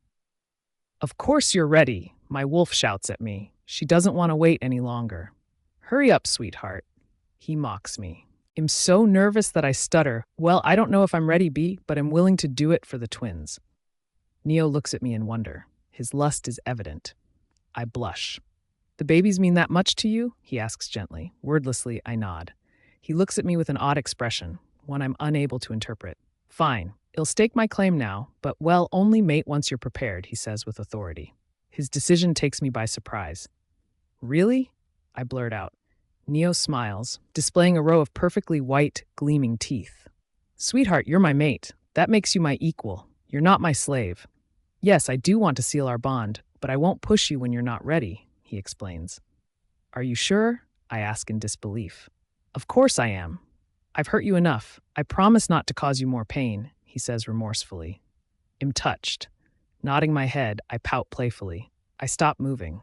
He's promised not to force me into it, but is he really holding his wolf back? I'm embarrassed to admit it, but the thought that he wants me so badly is turning me on so much. His lips have found my neck once more. He's using his tongue to outline tiny shapes on my skin, making me quiver. Before he can do more, however, a voice calls for him. His beta is outside the room. Neo is irate. What do you want? He demands. I'm sorry, Alpha, but we have a problem, he says hesitantly. Neo rolls his eyes and snaps. So do something about it. He turns his attention to me again. He runs his long fingers along my back as I struggle to keep still. His touch soothes both my wolf and me. Be but Alpha. This is urgent. The beta trails off. Neo takes a deep breath, dropping his arms and taking a step back. He shrugs and makes his way to the door. My wolf isn't pleased. She was enjoying his touch. Neo pauses before he exits the room and turns to face me. His voice is barely audible as he says seductively, "This isn't over." I feel my cheeks flush. I'd like to think I'm in complete control of my body, that even someone as handsome as Neo can't rattle me, but that'd be a big fat lie. Of course he rattles me. He makes me feel things I've never felt before. I continue looking at him until he disappears from my sight. I make my way to check on the babies. I peek into the rattan basket and notice for the first time 2 tiny collars, like the ones we put on dogs or cats. That's strange. I take them out for inspection. One has Wayne written on it, whereas the other has Evan. These must be their names. I can't help but smile. I glance at the cradle. One of the twins is in deep sleep, but the other is gazing at me with piercing gray eyes. He's shaking his fist in the air, so I approach him. His miniature fingers grasp mine. I'm surprised that he's so calm, not even fidgety. Are they really special? Was their father being honest? I lift him out of the cradle gently and position him on my bosom, careful to support his neck. He laughs, his sweet sound unblemished by the hurts of life echoes across the room. My heart melts. They're so precious. How can anyone even think of hurting them? Neos pio dumnit. I curse inwardly. Couldn't William have picked a better time to summon me? I was having the time of my life, getting all cozy with my mate, seducing her, tantalizingly close to laying claim to her. But alas, it wasn't meant to be. Today. And why was I so unceremoniously disturbed? Because trespassers have been spotted along our border, and they're now being held captive by my guards. So William and I are racing to the scene. Although I'm furious about the intrusion, I can't stop thinking about Morana. God, she's so sexy. Her silky hair, the way her lips curve when she speaks, how her eyes twinkle each time she smiles, the way she moaned when I licked her neck. But above all else, I'm struck by her magnanimity. She's so protective of the babies, even though they're not hers. Next to her, I seem like a jerk for making her choose between their safety and her chastity. Believe it or not, that wasn't my intention. I merely wanted to see the extent to which she'd go to keep them out of harm's way. I know mothers tend to be fiercely protective of their young, but I always thought that the instinct goes hand in hand with the act of giving birth. That Morana feels this way even without birthing them is nothing short of baffling. I suddenly receive a message from William. Telepathically, of course, since we're unable to talk in our wolf forms. Alpha, I apologize for calling at such an inopportune moment. I'm annoyed, but I refrain from snapping. I know he wouldn't have bothered me had he not thought this important. It's fine. I understand. I respond curtly. I should have thought it through, Alpha, he protests. Her desire for you was so powerful. The scent was wafting through the air. I lose it. Shut up! That's my mate you're talking about. Anger courses through my veins. How dare he speak of my mate's scent? My wolf is howling in fury. Nobody else gets to talk about her that way. William must have realized that had crossed a line. He's quiet throughout the rest of the journey. We soon arrive at the border. My guards are trying to restrain 3 struggling wolves, the trespassers. Each carries an emblem on his chest, signifying membership of a pack. I shift into my human form as I approach them. William gives me the pair of jeans he usually carries when we're out. I growl menacingly. Who the hell do you think you are? You really think you can intrude into my territory and get out unscathed? I demand. The trespassers shift into their human forms. We're here for Morana and the babies. We have instructions from the Supreme Being, one of them says mockingly. What? They're here for my Morana? My precious sweetheart? Hell no. How dare they say her name? I howl with rage. She's mine. Another one of the trespassers sniggers. Sorry to have to break the news to you, but she doesn't belong to you until you mark her. A wave of fury crushes through me. My wolf is raring to sink his fangs deep into their hearts. I'm giving you the chance to retract your words. I warn them, clenching my fists. They don't seem frightened. Instead, they scoff at my words. My wolf is fighting to be unleashed. Why do you even care about them? They don't belong to your pack, one declares. His words echo in my mind. I'd said those exact same words earlier today. Shut it. You have no rights to question me. You and your dumb Supreme Being are digging your own grave coming to my territory. I growl. An idea creeps into my head. These trespassers will be punished in the Chamber of Horrors. Get them out of my sight, I order. My guards don't need to be told twice. It's their duty to obey me without reservations, no matter how heartless I am. And that's probably why I need Morana. Her compassion inspires me. The thought makes me rush back to her. I shift as soon as I reach my castle. I get dressed and walk around in search of my mate. No Herculean feat, as I can smell her from miles away. Her scent is overpowering. I find her in the nursery, still tending to the babies. Of course. What was I expecting? She's bending over the cradle. Her shirt is pulled up a little, revealing her bare skin. Something stirs in my groin. She must have smelled me, for she suddenly straightens up and turns around. Our eyes lock, thawing my heart. Smiling, we walk towards each other. Hi, sweetheart, I say as I pull her into an embrace. Hello, she whispers against my chest. I hug her tight, nuzzling her hair, letting her scent wash over me. My wolf feels much better at once. She's all he needs. He can't imagine being without her. Me too. It'll be even more of a jerk without her. Her body trembles. I look down and realize she's laughing. What's amusing you? I ask. You're so agitated, she says matter-of-factly. I smile. How does she know me so well already? I'm fine, sweetheart. I missed you while I was gone. I mean what I say. She laughs again. Her laughter is infectious, and it warms my heart. You're not a very good liar, I'm afraid, she teases me. Wrapping her slender arms around my waist, she brings her face closer to mine and gives me light kisses. My wolf whines with pleasure. The anger that was raging in me earlier dissipates instantly. I glance out the window and realize it's late. Time for bed, sweetheart, I coax her. She smiles and releases her grip on me. She takes hold of my hand, leading me towards the door. Her touch makes my heart race. I know I have the same effect on her too, for I hear her gasp. The kitchen is along the path to my room. I remember that I had my last meal ages ago. Have you eaten, sweetheart? I ask my mate. Coming to think of it, I've never seen her eat. She stutters. Yes, I have. While you were gone. She doesn't sound convincing. I pretend to believe her. Oh, that's great. What did you have? It so happens that I know what's on the menu today. Amanda, the head chef, keeps me updated on a daily basis. Amanda made me eat a burger, she says hesitantly. She's lying. Today's menu consists of spaghetti bolognese with roast vegetables. I raise my eyebrows. Why haven't you been eating, sweetheart? I ask gently. You must eat, or else you'll fall ill, I continue. She looks upset. It's not that I don't want to. It's just that my father never allowed me to eat regularly. On a good day, I had a fruit, otherwise nothing. Now my system rejects whatever I ingest, her voice breaks. My heart breaks at her confession. I'm furious with her father. How could he have been so callous? To his own flesh. And she's so lovely, a heavenly made fairy. She begins to heave, tears streaming down her cheeks. I pull her into a bone-crushing hug. Life must have been horrendous for her, and yet she's so resilient. I adore her tenacity. Hearing her sobbing makes my wolf howl inside me. It's okay, sweetheart. You're fine now. I'll protect you with my life, I promise, I reassure her. Her legs are unsteady, so I literally sweep her off her feet and head for bed. I intended to leave my mark on her once we got to bed, but I can't now. I can't forget the expression on her face as she recounted her old life, Morana's POV. I'm starting to think I made a huge mistake by confiding in Neo. He now seems to think that I need to be protected at all times. He never lets me do anything by myself, insisting that I be accompanied by at least 5 of his best watchmen. And that's only when he can't be there with me in person.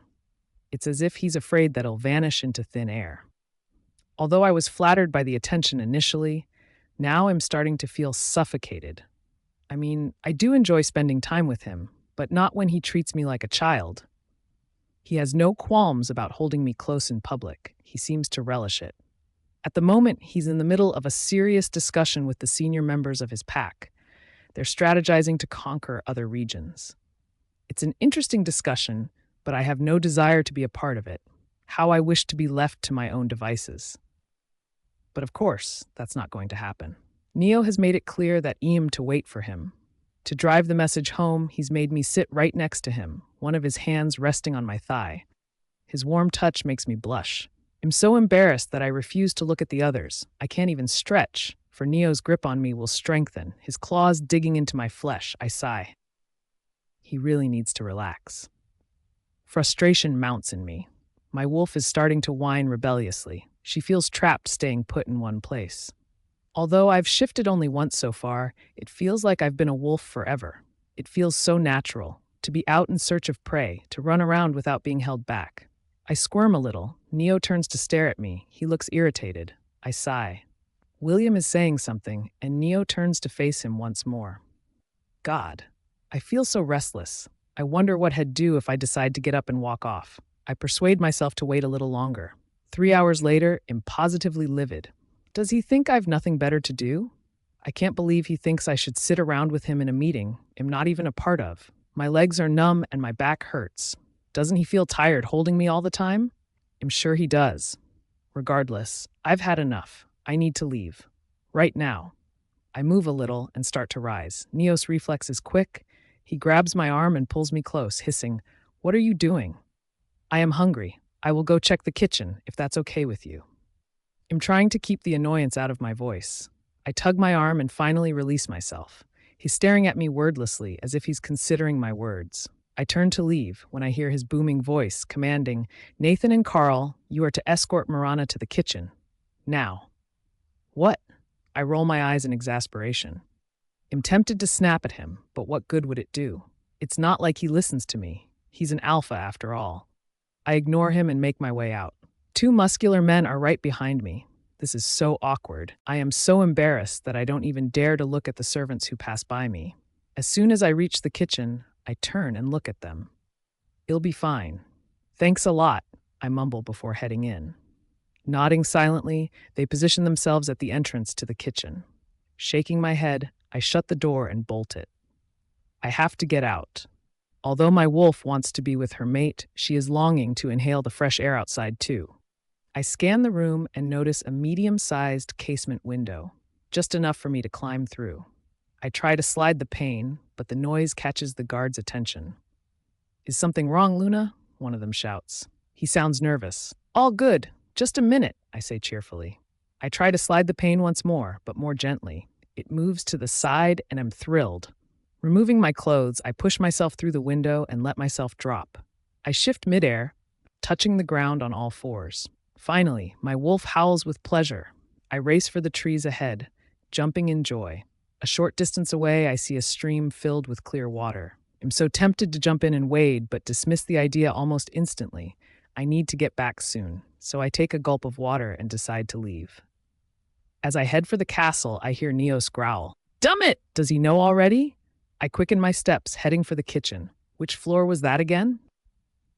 Just as I reach the grounds, I catch sight of Neo. He looks murderous, standing with his arms crossed and shouting instructions to his warriors. I swallow, realizing I'm so screwed. He can smell me, for he suddenly looks in my direction. I'm tempted to turn and run, away from what awaits me, but I don't, choosing to whine instead. Neo is walking towards me, footsteps thundering. He's beyond furious. I can tell he's restraining his wolf. His mouth opens. "Shift! Now!" I don't need to be told again. Shifting, I kneel on the ground, covering myself. Someone rushes forward and hands me a long cardigan, which I wrap around myself. I look up at Neo, hoping to see him soften. He doesn't. I can't help noticing how good he looks. I decide to speak first. I just wanted to stretch my legs for a bit. Stretch your legs? You've been gone for an hour, Morana, he yells. I take a step back, looking down. I didn't realize it felt like a mere minute. I need to have some of my own time, I say in defense. That's it. You're not stretching your legs without my permission anymore, he states authoritatively. What? I stare at him. You think you, I start to say, but he cuts me short. Yes, I think I have the rights to ground you. Don't you forget, I'm your alpha, he growls. I don't know what gets into me, but I react instinctively. Removing the cardigan, I shift and take off, bounding across the lawn. If he's going to put a leash on me, he's going to have to capture me first. I turn to see Neo racing after me. I run even faster, reaching the stream. This time, I jump in and swim across. I'm about to continue running when I feel Neo approaching. He has reached the stream, watching me intently. I've never realized how large he is. I suddenly notice he doesn't plan to swim across the stream, he just has to leap across. And he does, pouncing on me. I groan. His paw wraps around my neck, dragging me back to the castle. I whine in protest, trying to slow him down. I don't want to go with him. Hell probably lock me up. Neo howls menacingly, and I know my resistance would be futile. He will find and catch me no matter where I hide. Pushing me into the water, he maintains a tight grip on me as we swim across. Once we reach the other side, we dry off. I stare at him. He looks at me and gestures to the castle. I whine. I do not want to be forced. He grabs me once again and pushes me forward, obviously not giving me another chance to speak for myself. I'm annoyed, but I don't fight back. I head straight for my room and get dressed. I take a random blue dress from my closet. I'm not in the mood to pick a nice dress, nor to impress anyone, especially not him. As I exit the room, Neo stands before me, all dressed up. I force myself to look at him, slightly tilting my head. Where are you heading to now? He demands. To the nursery. I haven't seen the babies today, I respond. He raises his eyebrows. Are you sure it's not another runaway? He mocks. I didn't mean to do it. I just wanted to get some fresh air since you've hardly let me out of your sight, I say with a hint of irritation. What the f*** are you talking about? You were missing for an hour? Do you know I was worried sick? He's shouting at the top of his lungs. It's not a big deal, all right. I'm perfectly fine, I say flatly. Are you kidding me? You defied me. I'm your alpha, and you should be obeying my orders. There's a good reason I'm keeping you close. He can barely control his fury. That's it. Something inside me snapped. Does he think he's God? He can't be bossing me around this way. I'm going to tell him what I think of him. He's managed to push me off the edge. I can't stand his domineering nature anymore. You know what your godden problem is? You're a control freak. I'm not a child, okay? You claim I'm your Luna, and yet you treat me like your slave. I don't need your protection. I will do as I please, and you don't have a say in it. I'm supposed to be your equal. My voice is shaking in anger. Watch it, Morana. Don't you dare take that tone with me, he hisses. Will you please shut up? If you want to be a caring partner, go ahead, but don't try telling me what to do. You're not my father. If you want to continue acting like him, I'd rather be dead than be with you. I yell. I'm only trying to keep you safe. His voice is still raised. You should be showing me your love, not your authority. I snap. So what are you implying? That I don't love you? He asks, shocked. Looks like it, I whisper. Morana, watch your tongue. I remind you. Show me how much you love me, how much you want me, I declare. Be careful what you wish for, Morana. His voice has softened. I look him in the eye, willing him to take me. Wordlessly, he takes my hand and leads me back into the room, shutting the door behind us with a kick. Neo gazes at me from top to toe. My breath quickens, as does my pulse. I'm so tempted to launch myself at him, but isn't that unladylike? Before I can decide, Neo reaches out and cups my face. Pulling me close, he presses his lips against mine with so much fervor. Taken by surprise, I stand still for a moment. He hesitates, perhaps wondering if he should pull back. But my body starts responding. I reach for the back of his head, pulling him towards me. My lips part, allowing his tongue in. I sense his excitement as he deepens the kiss, probing further into my mouth. Sucking on his tongue, I run my fingers through his hair. He moans in pleasure, triggering an odd sensation between my thighs. I keep my legs pressed together, although they feel like they're going to give out soon. Feeling a muscular arm snake around my waist, I groggily open my eyes. I don't have to look around to know who it is. I'm so used to Neo's body by now. I squirm a little, prompting him to tighten his hold on me. I chuckle. Even in his sleep, Neo doesn't allow me to keep a distance. I use more strength to wriggle, and this time I manage to face him. I take a deep breath. Why is he so dumb attractive? And I can't believe that he's all mine. My eyes feast on his muscular body and sharp features, and I realize that I'll never get tired of admiring him. I inch closer to his face and nuzzle his cheek. Rise and shine, sleepy head, I mutter lovingly. His eyelids flutter, but that's about it. He doesn't open his eyes. Go back to sleep, sweetheart, he mumbles drowsily. He sounds positively drained. Did he push himself too much last night? The thought makes me giggle. I don't expect him to wake up now, but I must head for the nursery now. Can't wait to see the babies. Gently, I try to ease myself out of bed. His reaction is instantaneous. Using both arms, he pulls me back towards him, my back crushing his chest. Don't go, he pleads. But I need to use the toilet, Neo, I respond. He takes a deep breath, his grip slacking. Oh, all right. Go ahead, he says resignedly. I jump out of bed, get dressed, and practically run to the room door. A message forms in my mind, sent telepathically by him. I'm amused that he sounds so frustrated. Morana, where are you going? Arriving at the nursery, I send my response. Sorry for lying, but I really need to see the babies. That was the only credible excuse I had. He replies immediately. Why are you always trying to move away from me? Sighing, I send. But I do have to go to the toilet at times, you know. Stepping into the nursery, I see the guards at the door slightly bow their heads as they greet. Good morning, Luna. I give them a slight smile before I head for the cradle. Wayne is awake. He's entertaining himself by flailing his arms and legs. The sight warms my heart. Good morning, Wayne, I whisper as I place a kiss on his forehead. I shift my attention to Evan, whose chest is softly rising and falling with every quick breath he takes. He's in deep sleep. Gazing at his features for a few moments, I'm surprised to realize how much he resembles Neo. It's as if he's a mini Neo. I reach out and lift Wayne out of the cradle. He settles down cozily on my shoulder, letting out a sigh of content.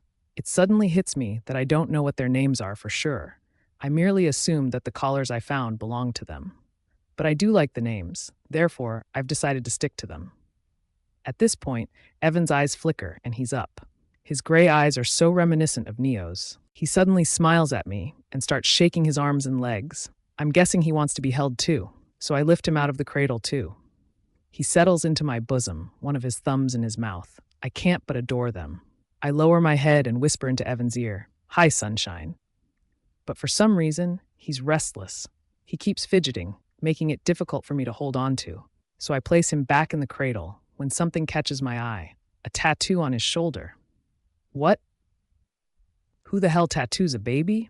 I'm incensed. Frantic, I hold Wayne up to my eyes, trying to see if he has one too. He does, on one of his forearms. I'm appalled, but on closer inspection, I know that tattoo. I have one on myself. My mind is racing with possibilities. I don't get it. My tattoo only developed around the time I first shifted. If these babies have them too, does that mean they're capable of shifting? Already? Instinctively, I instruct, shift now. Nothing happens for a second. Then, before my very eyes, their bodies start enlarging until their clothes tear.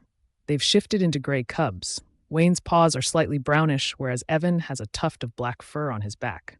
The tattoos are visible even in their wolf form. I'm speechless. I never knew babies can shift. Don't they hurt? How do they withstand the pain? At times it's too much even for me. Wayne approaches me, playfully licking my hands. Evan decides to launch himself on his brother. They both howl at each other. It's not frightening in the least, they just sound so cute. Neo is looking for me, for his message forms in my mind. Are you all right, sweetheart? You need to get here as quickly as you can. I send a quick reply and wait. Within seconds, Neo is at the door of the nursery. He thunders into the room, looking at me questioningly. The twins have shifted into their human form and are now looking at Neo with interest. I'm tempted to laugh. Neo's voice booms. What's happening, Morana? With a sly smile, I say, "Follow me. You're in for a surprise." I start walking towards the door with the twins in my arms, heading for the lawn outside. Neo looks positively baffled as we arrive at the lawn.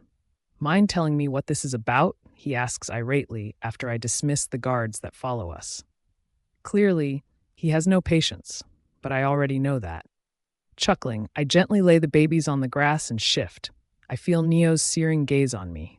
It's amusing to think how suspenseful this must be for him. "You need to shift now," I tell him. He looks surprised, but he obliges anyway. "Now what?" he asks impatiently. I circle the twins before finding the right spot to lie in. Using my eyes, I beckon Neo over. He comes close and settles down next to me. I lightly nuzzle against Wayne and Evan's hair, assuring them that they're safe so they can reveal their form. They shift almost immediately, but my focus is on Neo, who looks shell-shocked. He gets to his feet and gives a loud growl, frightening both Wayne and Evan. They try to hide behind me. I glance at Neo again, who yells telepathically, "What the hell is going on?" I whimper. The tone of his message is causing me distress. I shut my eyes, prompting an apology from Neo. "I'm sorry, sweetheart." I brush my snout against his fur, showing him that I'm fine. Evan is now sniffing my tail, which I swing side to side deliberately to amuse him. Wayne has positioned himself in front of me, as if he's protecting me from Neo. He must somehow know that Neo had caused me pain. Neo's expression is unfathomable. The initial look of surprise has been replaced by a mixture of bewilderment and concern. I nudge Wayne, assuring him that Neo won't harm us. I open my mouth and gently take hold of him, placing him next to me instead. Evan has joined his brother next to me. Neo circles us and finally settles down next to the three of us. Evan is now climbing on my body, nibbling on my fur as he does so. Wayne decides to mimic his brother, so there are now two mischievous cubs climbing on me. They probably think I'm a plush toy for them to play with. I send to Neo in amusement. Gently tugging on my ear, he replies, "It's okay, sweetheart. They're merely cubs, and they're playful." I'm taken aback by how calm he is. "Any idea what they are?" he asks. "Isn't it obvious? They're twins." I mock him. I'm glad we're in our wolf forms, for that answer would have provoked Neo had we been in our human forms. His response reflects his annoyance. "I know that, smart as. I meant, how are they able to shift at such a tender age?" I snigger. But he has a point. These babies, what are they? They must be extremely strong to be shifting so early. And why do we have the same tattoo? I've never seen that tattoo on anyone else in my pack. Does this mean I'm somehow connected to the babies? The sun starts to set. I realize that we've been out here for hours. Neo is sprawled against the length of my body, clearly relishing this moment. The twins have been enjoying themselves too. Neo and I have taught them the art of hunting. I must say they've got a flair for it. Looking at their playful movements, I sigh blissfully. I can't believe Neo wanted them gone at one point. Anyway, time to head back. I squirm slightly, alerting Neo to my intention. He gets to his paws too. Gently scooping up Evan in my mouth, I make my way back to the castle. Neo has taken hold of Wayne and is trailing me. We're trying not to apply too much pressure on the babies, lest it hurts them.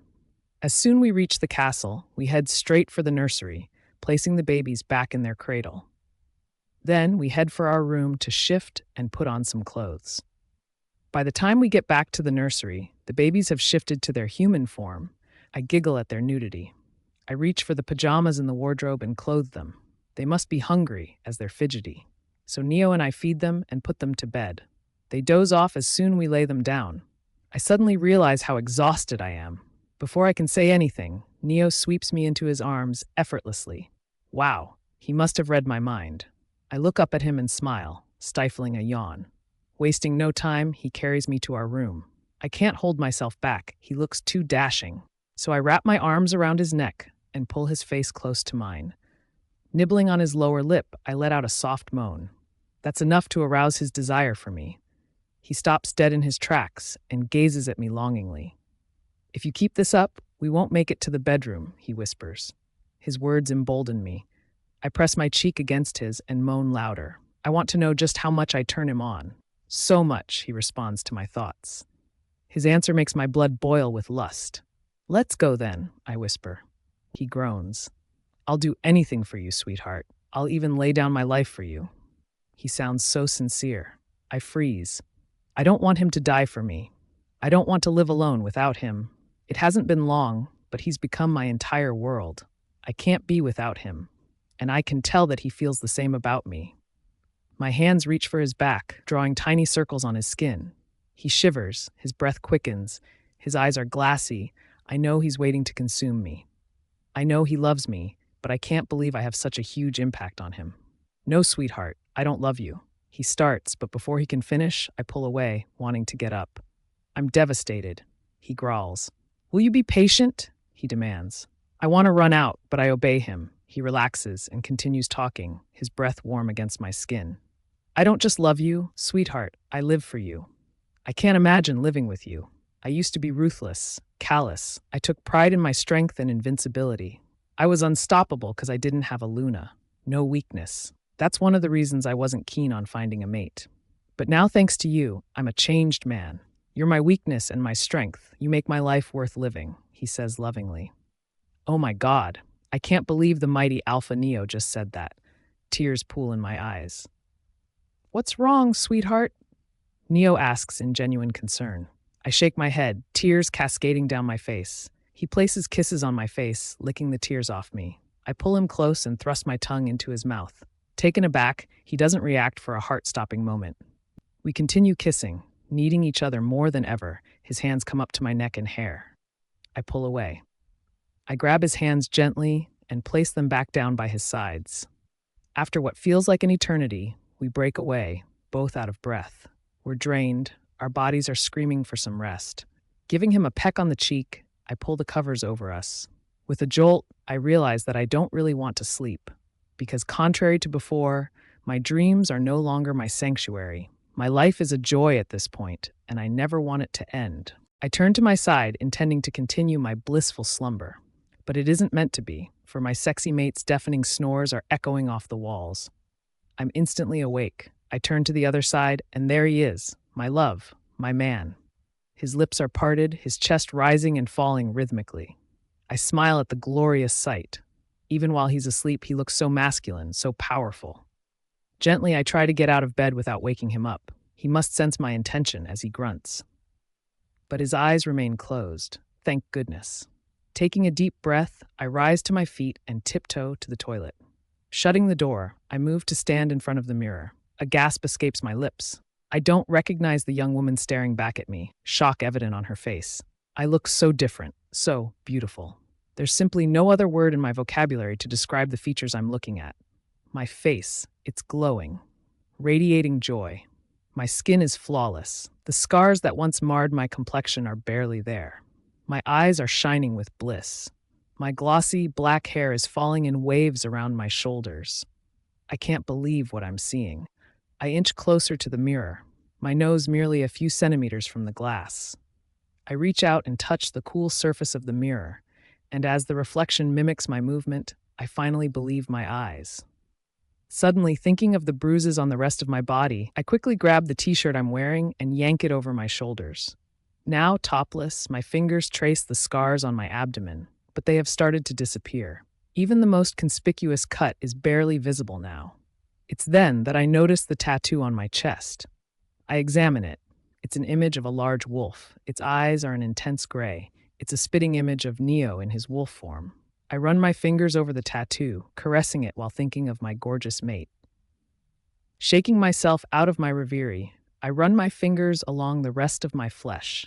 Delight fills me when I realize that all the scars are starting to disappear. Even my body is changing. I used to be as skinny as a stick, with no curves whatsoever. Now my breasts and hips are fuller. My waist is still slender though, much like a model's. Looks like I have to get new undergarments, since my measurements have changed. The thought fills me with so much excitement. Then I realize with a jolt, my body has adapted for my next duty, childbearing duty. Neo and I must reproduce so as to keep the alpha bloodline going. I've spent way too much time here. Neo might be awake by now, so I quickly brush my teeth and wash my face. Now I'm truly awake. Expecting Neo to be up, I rush into the room, but I needn't have worried, for he's still fast asleep. Giggling, I leave the bedroom and make my way to the nursery. Time to check on the twins. But even they are sound asleep. That's odd, I tell myself. Am I the only one who realizes that the sun is up? I tuck the babies into their blanket and exit the nursery. Realizing I'm hungry, I head for the kitchen.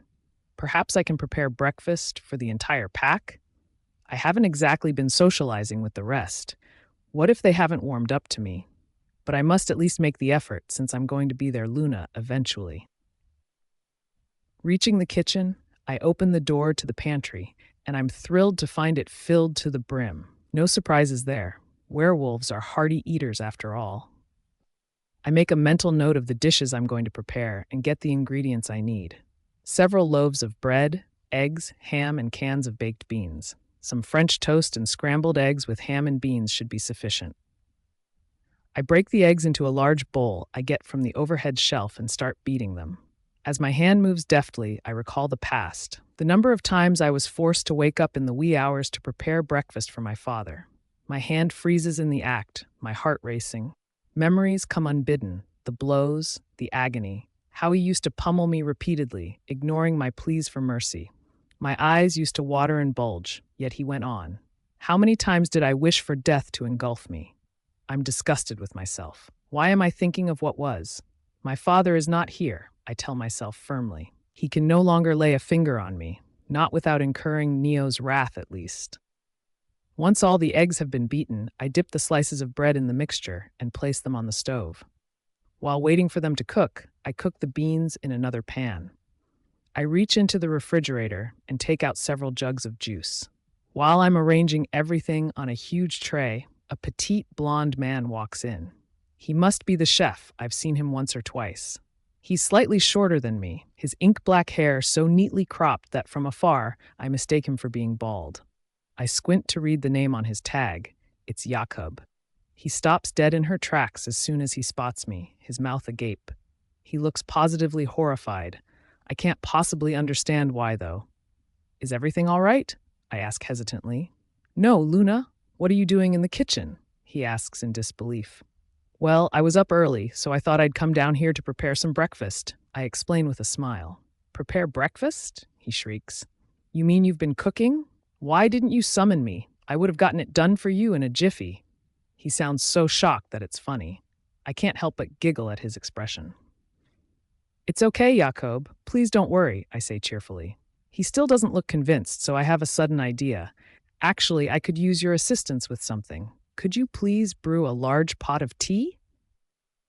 He looks like he's about to say something, but he doesn't. He nods and gets to work. I continue arranging the dishes on the tray, noticing that he keeps looking at me out of the corner of his eyes. To lighten the mood, I try making small talk.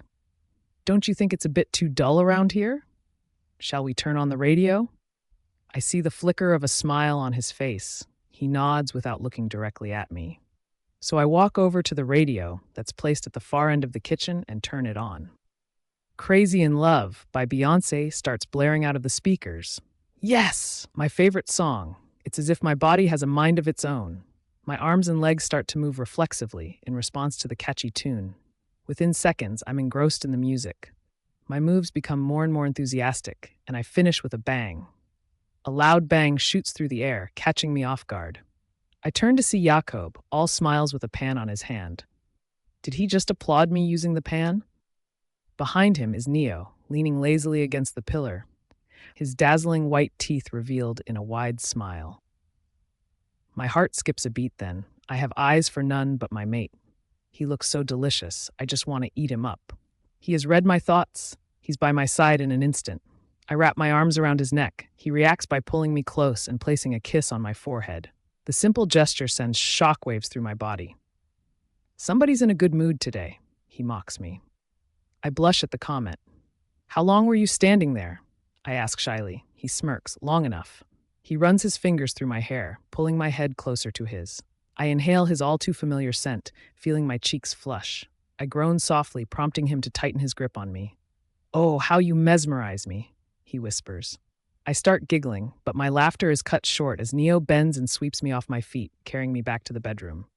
Neo, put me down now, I yell playfully. Not until you beg me. He laughs as he continues walking. We're reaching the bedroom when I oblige. Please, Neo, put me down. Of course, sweetheart, he says cheekily as he tosses me onto the sofa in our room. I start laughing as he climbs on top of me. He places soft kisses on my face as I wrap my arms around his waist, pulling him closer to me. I bring his face to mine, my body's on fire as our lips touch. I'm craving closer contact. My wolf wants her mate now. And I know he feels the same. I see the urgency in his eyes. The kiss intensifies, making my blood boil with lust. His tongue has found its way into my mouth, teasing playfully. Our lips fit perfectly, as if they are meant for each other. Just as his hands move downwards, we hear someone pounding forcefully on the room door. Alpha! William's voice booms. You've got to be kidding me, Neo mutters under his breath as he fumes. What? He yells without getting up.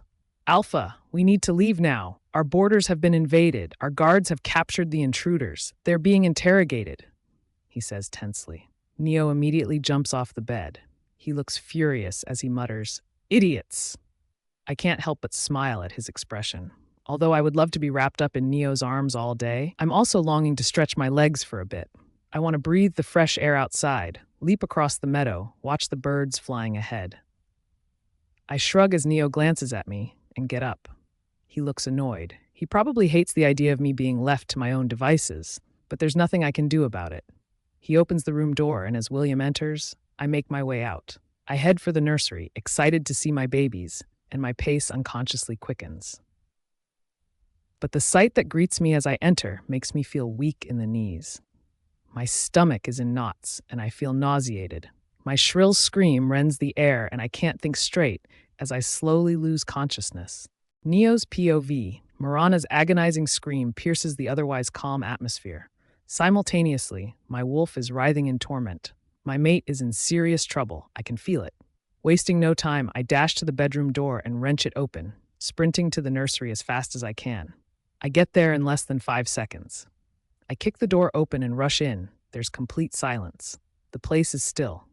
Neither Morana nor the babies are here. My breath catches. It's as if someone has reached into my chest and ripped my heart out.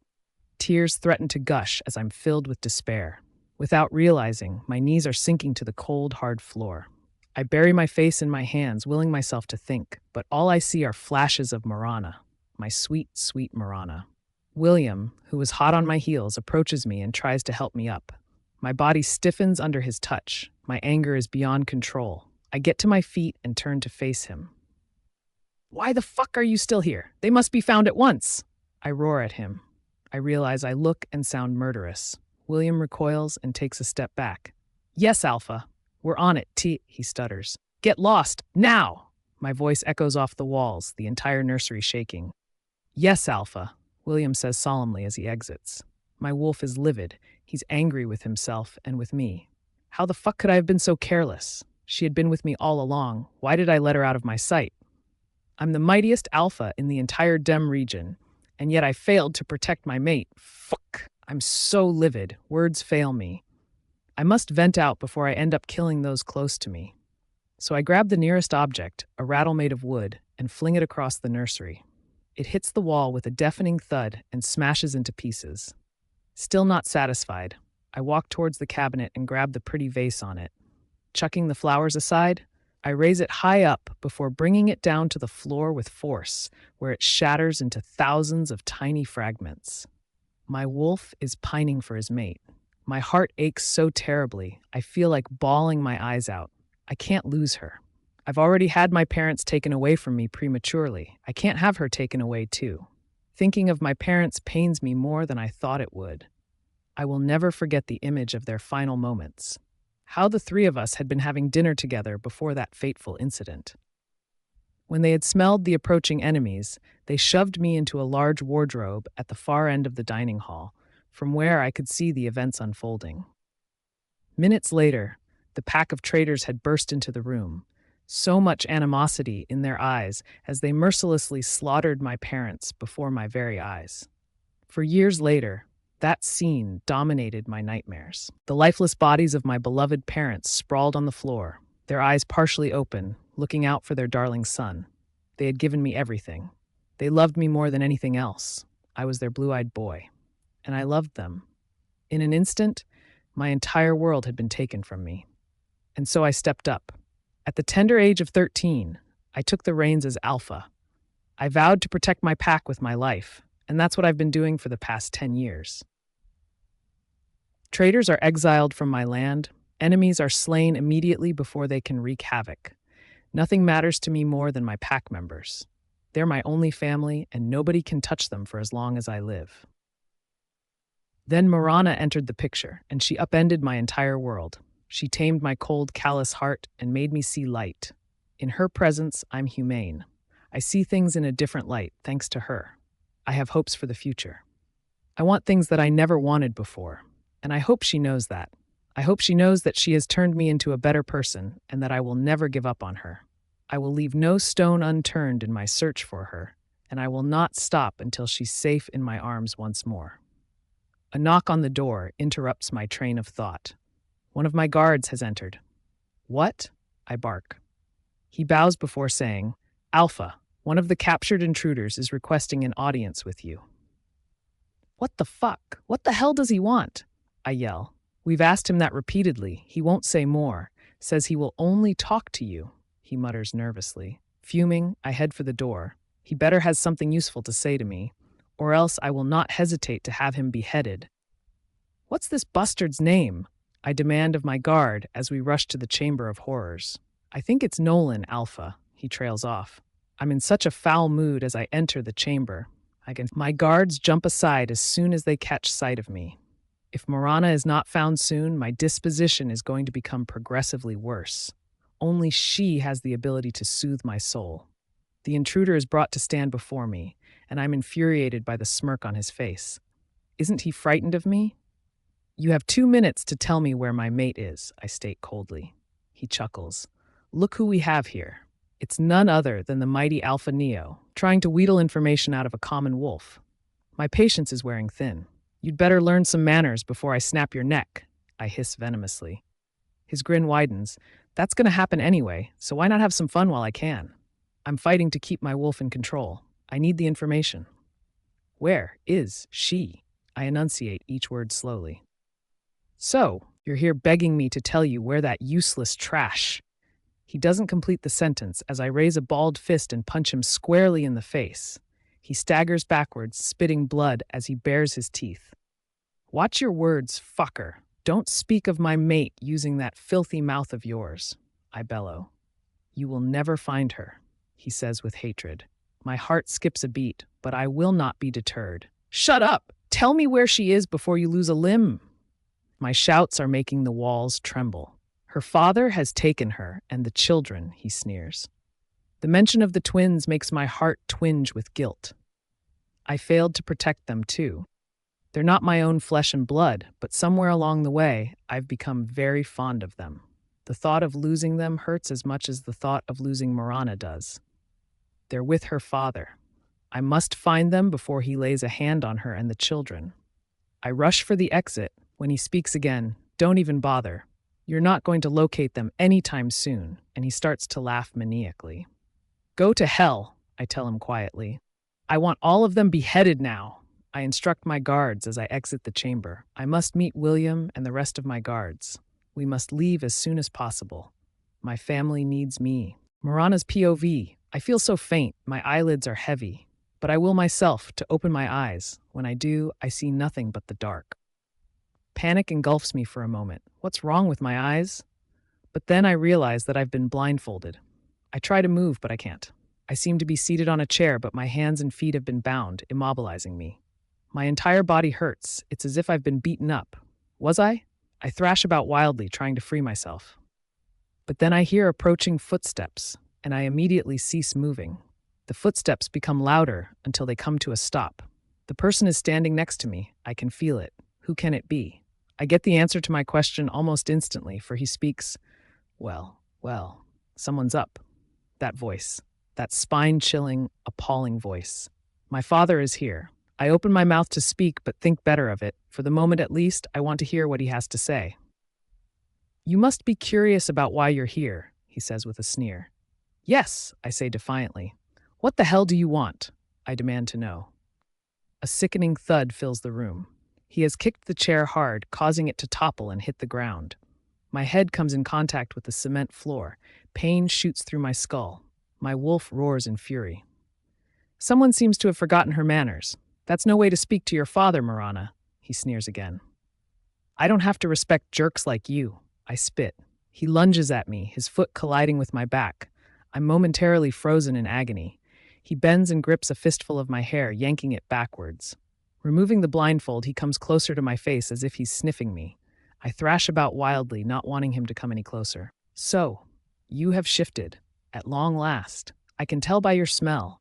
And you have mated too, he mocks me. I feel sorry for the great Alpha Neo. Having had his mate kidnapped right under his nose, he must be so humiliated, he laughs sarcastically. An unexpected roar escapes my lips. My wolf is livid that this bastard is insulting her mate. If he dares to harm Neo, I will tear him apart. Then he laughs like a lunatic, his booming voice rousing my hatred. Ooh, little Morana's offended that her father's talking shot about her mate. I'm not a little girl anymore, and what the fuck am I doing here? Why did you take me? You gave me away, after all. I know you loathe me because I caused your mate's death, but it wasn't my fault, all right? I'm shouting at the top of my lungs. Shut your mouth before I shut it for you, bitch. You're no daughter of mine, he yells in rage. Before I can stop myself, I start to sob. I don't even know why. I'm inured to this anyway. But tears cascade down my cheeks, and I take deep, steadying breaths to calm myself down. My father, Emmanuel, is not moved by my cries. My tears only serve to infuriate him further. Oh, you poor idiot. You must be so lost. Here, let me start from the beginning, he taunts me. Pulling my hair backwards, he makes me stand up and gives me a tight slap. I wince. Then, he places the chair once more and shoves me onto it. I wonder what he's about to do next. He's turned his attention to a crate nearby, rummaging through the contents. Within minutes, he's standing directly before me, hands covered in a pair of beige latex gloves. And in his hands, he's holding a large silver chain. My heart thuds against my ribs at the sight of the chain. Werewolves do not tolerate silver. Of course, coming into contact with it is not lethal unless we consume it, but it can still sting. I have heard of stories in which the wolf's body becomes immune to it, but I don't know if those stories are to be believed. Emmanuel grabs my legs roughly and wraps the chain around them. I groan in pain as the metal sears my skin. Even my wolf is chastened. Take heart. Neo will be here anytime soon, my wolf tells me optimistically. Her words are consolatory, but I know she's right. There's no way that Neo will rest until he rescues us. Thinking about that little boy, Emmanuel's repellent voice annoys me. My wolf bares her teeth. She hates it when someone affronts her mate. I know he's trying to rile me up. I shouldn't let it get to me. Shut it, You can worry about him when the time comes. You should be more concerned about yourself, he leers. He gives me a tight slap, which I'm sure has left an impression on my smarting cheek. I'm tempted to curse at him, but I bite my tongue as the pain is overwhelming. And since my skin is in contact with silver, the pain is magnified. My blood is boiling. If only he'd untie me, I'd rip him limb from limb. He probably knows it too, which is why he has me bound, to protect himself. Such a pussy. Shall we start our little tale then? He asks excitedly. His tone is nauseating. Hurry up, bastard! I yell impatiently. My retort incenses him. He throws a punch at me, which lands squarely on my lower jaw. Something clicks. I wince. Great, he's managed to dislocate my jaw. It's going to take time to heal. Enough. Keep your mouth shut and focus, he says tersely. I'm fuming, but I oblige him. Long ago, he starts. When I was just 18, I met a beautiful woman who turned out to be my mate. We were very happy together. I was next in line to take over as a beta. She was looking forward to our wedding until that pivotal night. He grabs a chair and sits down. I was overcome by lust and insisted that we mate, but she wasn't keen. She was full of bullshit. She wanted to wait until after we were officially married. I tried to talk her into it for hours, but she was persistent, and I lost my temper. He pauses for a while and continues. So I hit her. Things changed that night. Although she stayed with me, she seemed different, hostile. Something's not right. Why has he never told me this before?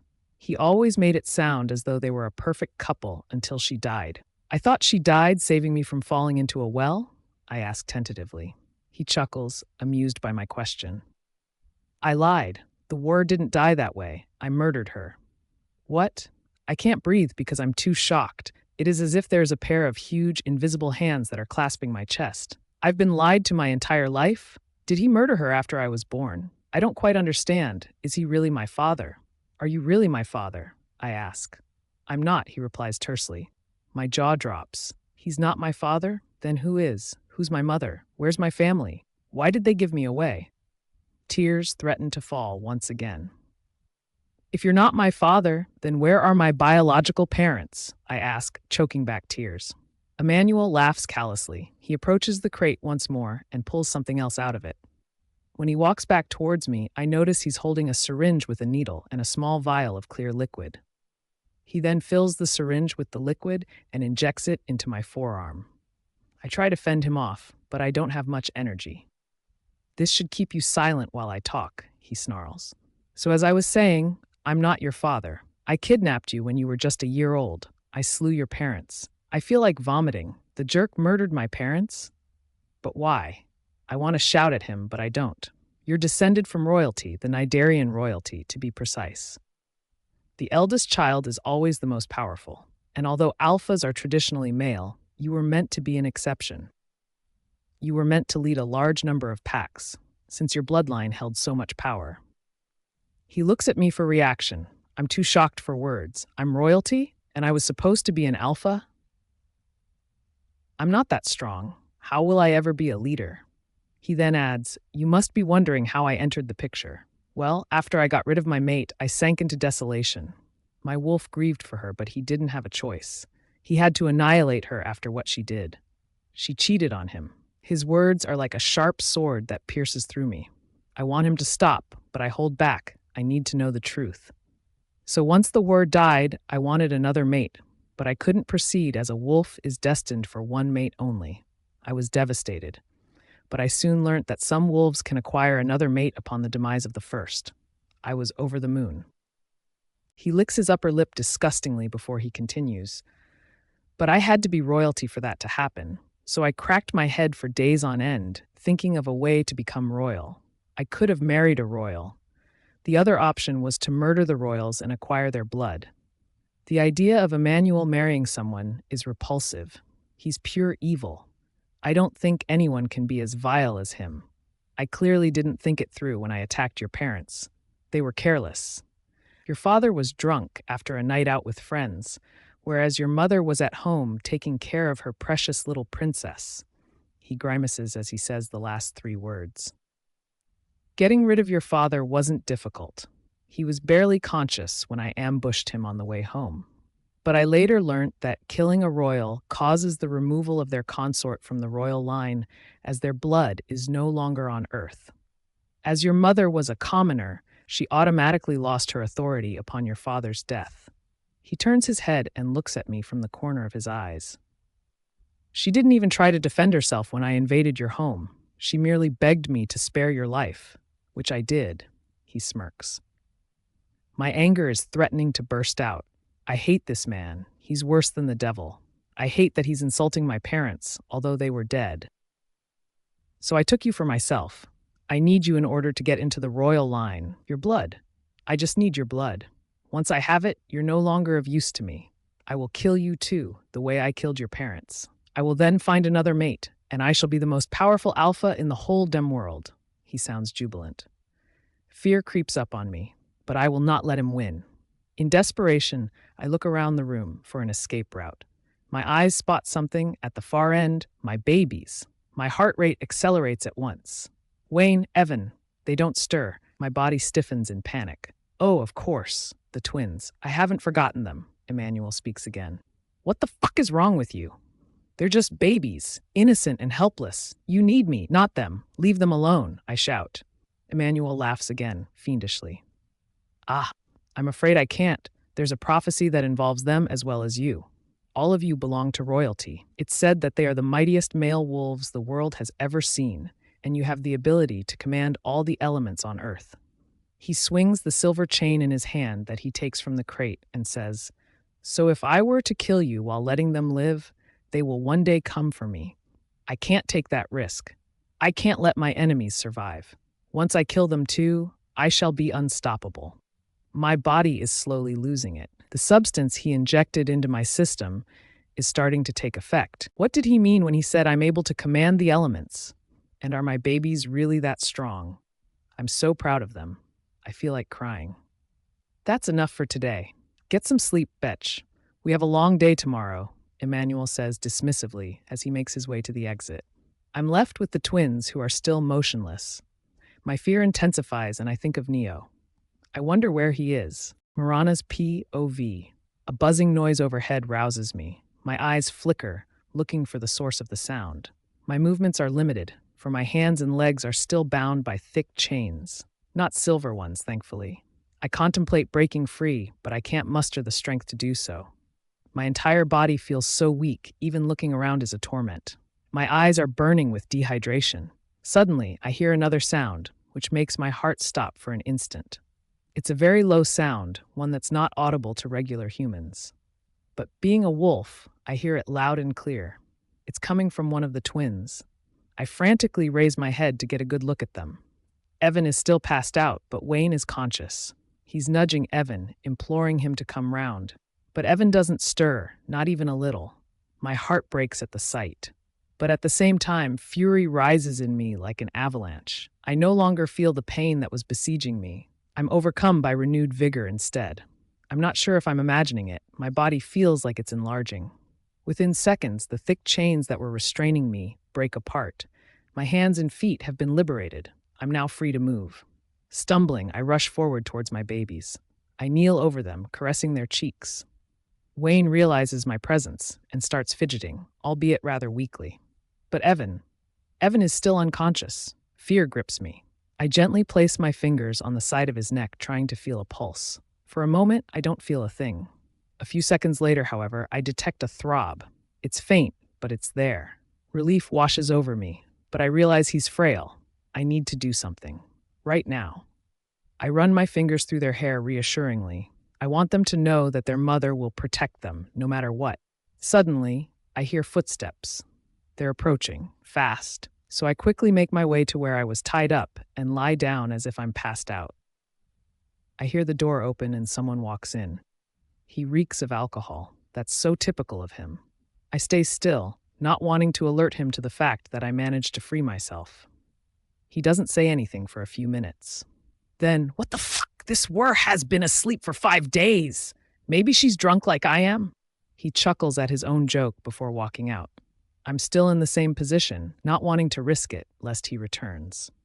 10 minutes later, when I'm certain he's gone, I get up once more and move towards the twins. But his words keep playing in my mind. I've been here for 5 days? What the hell? Where is Neo?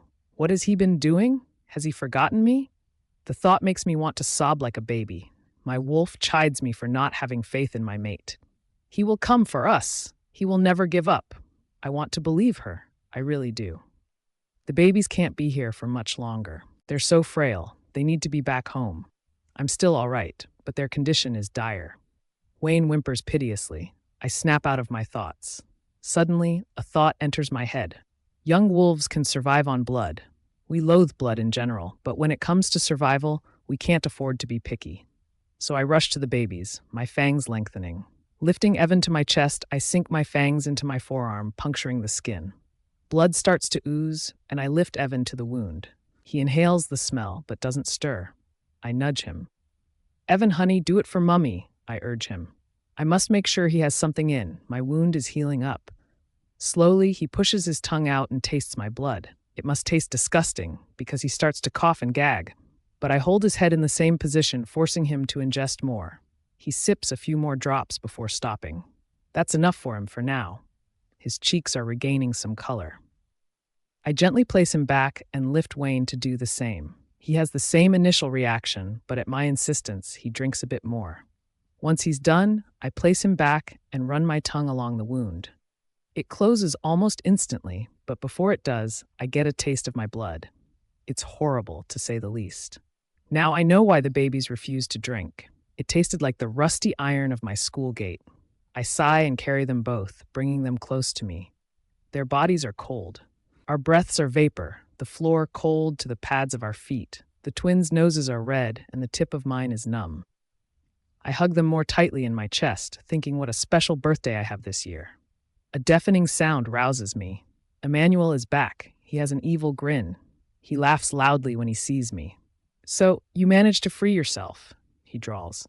I quickly let go of the twins and move myself away from them. I don't want any danger or harm to befall them. Without any fuss, Emmanuel lunges towards and gives a powerful kick. His foot collides with my abdomen. The pain is horrendous. He continues kicking until I start choking. He bends and grabs my hair, pulling my head backwards. Lifting me off the ground, he's preparing to slam me against the chair. I brace myself for what's to come, but then I hear a roar. A gray wolf has charged into the room and is sprinting towards Emmanuel, who drops me to defend himself. But the gray wolf has pounced on him, sinking his sharp canines into Emmanuel's neck. Emmanuel puts up a struggle, but the continued pressure is too much for him. He's dead within minutes. Panicking, I move to the babies and huddle with them, fearing for their safety. I hold the twins close to my chest and roar at the unknown wolf. He stares at me and starts walking towards me menacingly. He doesn't seem frightened by my fierce growls. I see him make a familiar movement. He's about to shift. I shut my eyes, not wanting to see his bare body. I hear a chuckle. "This is new. You didn't bother covering your eyes before this." The voice that speaks is so familiar, too familiar. My eyes fly open and I take in the man standing before me, fully clothed. His once long jet black hair is now cropped. He's lost a lot of weight from the last time I saw him, but he looks good. "So we're just going to keep looking at each other?" he asks with a wide smile. I leap to my feet and launch myself at him. Wrapping my arms tightly around his neck, I bury my face in the crook of his neck. His presence is so comforting right now. God knows how I missed my childhood friend, Robbie. Tears fill my eyes. "You came back," I say in a shaky voice. "Of course I did." "I'll never leave you behind, Morana," he says, hugging me tighter. "Oh, Robbie, you've been gone so long. I've got so much to tell you. But how have you been? Did you find your mate? And how on earth did you trace me?" My questions must be amusing, for Robbie laughs heartily. "Morana, one question at a time, please. I've been thinking about you all along, too. Yes, I'm aware that you've discovered your mate. You smell different. I haven't found mine, sadly." He shrugs his shoulder. "I was done exploring the world, so I knew it was time for me to return. I've been following Emmanuel around. I knew he'll never let you be free. And here I am. I'm overcome by joy. I continue embracing Robbie until something distracts me. A deadly and ominous roar. One I'm all too familiar with. Morana's POV. Before I can marshal my thoughts, I'm yanked backwards, forcefully. Someone has gripped me by the waist and pulled me back from Robbie's arms. My heartbeat accelerates. Even without turning, I know who it is. My mate is here for me, at long last. Neo's belligerent growls are echoing off the walls. I know why he's reacting this way. Alphas have a tendency to feel deeply. Emotions felt by regular wolves are nothing compared to alphas. They're very proprietorial, too, especially when it comes to their mate. Catching me in another man's arms, Neo must be insanely jealous and furious at this point, and only I can soothe him. So I turn to face him, looking straight into his intense gray eyes. We stare at each other for a few heart-stopping seconds. Then I tiptoe and place a light kiss on his lips. The tension immediately lightens. I can feel Neo's anger ebbing. His lips part, and, pulling me closer, he kisses me with as much passion as he can muster. I don't resist. I've been waiting for this for days. Our tongues find their way into each other's mouths. I moan softly as his fingers trail along my back, giving me goosebumps. Neo deepens the kiss. He must have missed me too. My arms tighten around his waist, and we kiss like there's no tomorrow. Just like in the movies. We're so engrossed in each other that we've forgotten Robbie's presence. Until he reminds us by chuckling. I quickly pull away, embarrassed. But Neo continues holding on to me, keen to continue. I clear my throat, trying to reduce the awkwardness between us. But it doesn't work, for Neo keeps nuzzling my neck, hell-bent on marking his territory. I try to put some distance between us, but I fail. I look at Robbie tentatively, who grins widely. Neo finally realizes that we're not going to continue making out here, so he turns to face Robbie instead, looking aggressive. "My mate, she is," he hisses. To emphasize his point, he moves to stand in front of me, creating a barrier between me and Robbie. I roll my eyes in exasperation and try to shove him aside, but he doesn't budge. Time to go, I announce firmly, nudging Neo. His face splits in a wide smile. Yes, he replies enthusiastically. We'll be spending the entire day in bed, I'm sure. He winks knowingly. Robbie clears his throat. Actually, I was thinking that Morana and I can spend some time catching up, since I've been away for ages. The annoyance on Neo's face is manifest. I feel like laughing, but I don't want to make things worse. Besides, I know that Robbie is merely pulling Neo's leg. Like hell you are, Neo says through clenched teeth. Robbie takes a step toward me, and Neo immediately squares his shoulders, ready for a showdown.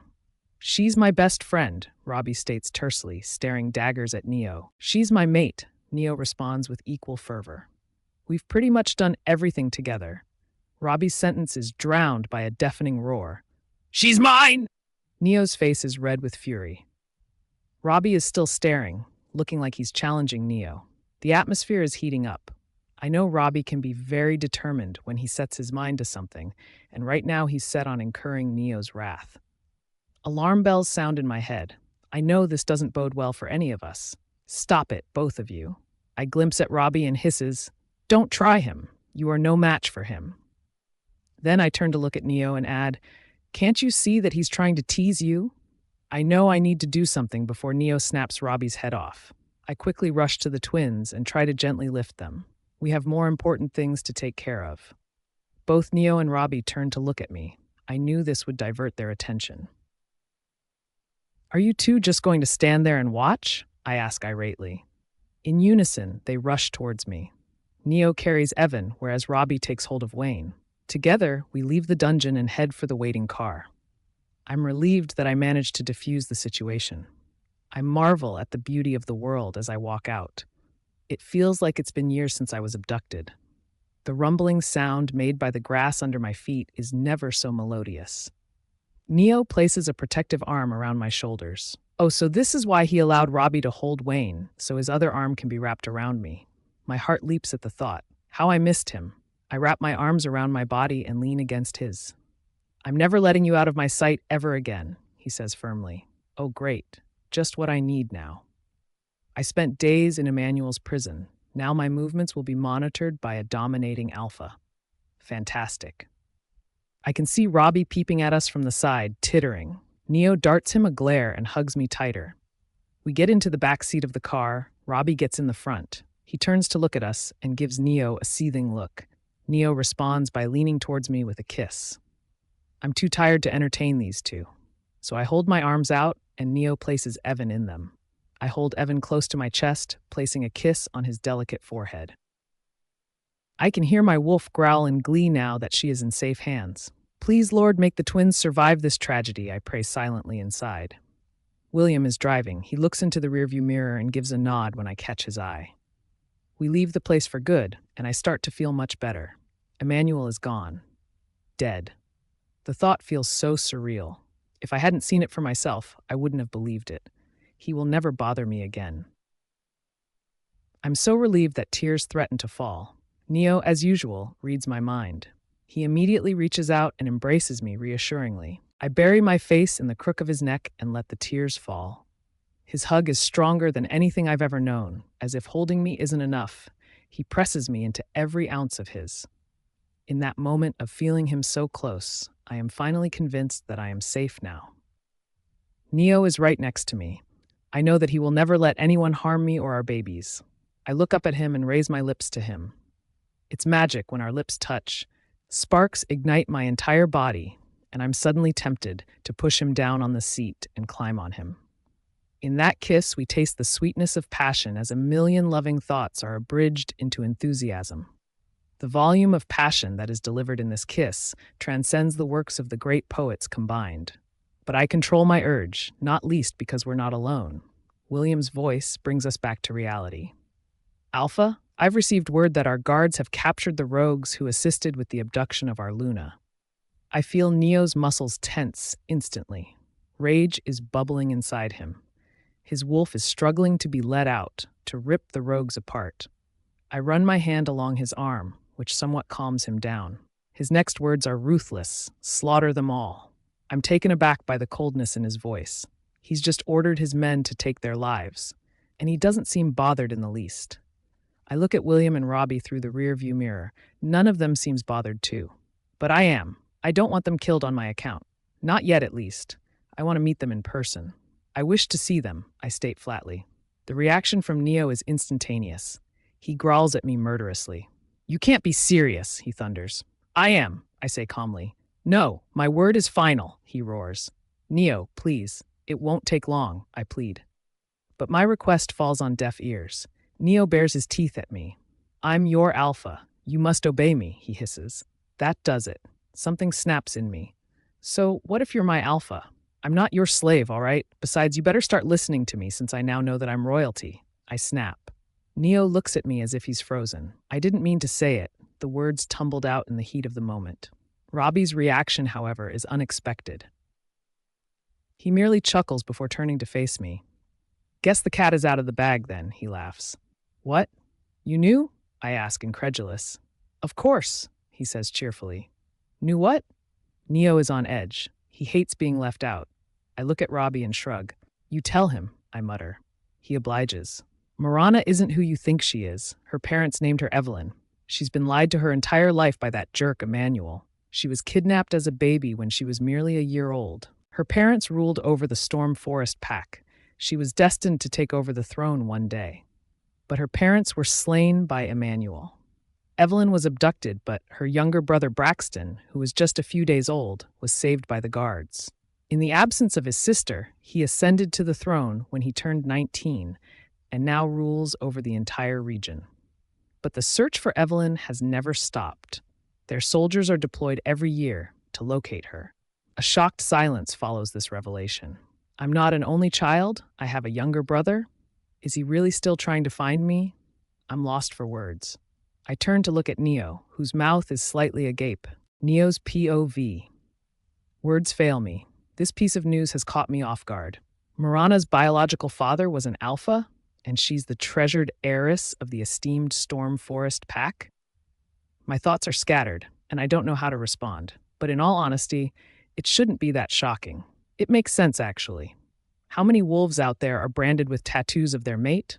The thought that she has an image of my wolf on her chest is both flattering and delightful. Morana is staring at me. Her brows are furrowed, and she's frowning. I realize that she's waiting for me to react. Reaching for her hand, I beam with pride, and I genuinely am happy for her. So is my wolf. She squeezes my hand, relief evident on her face. Evelyn? I ask.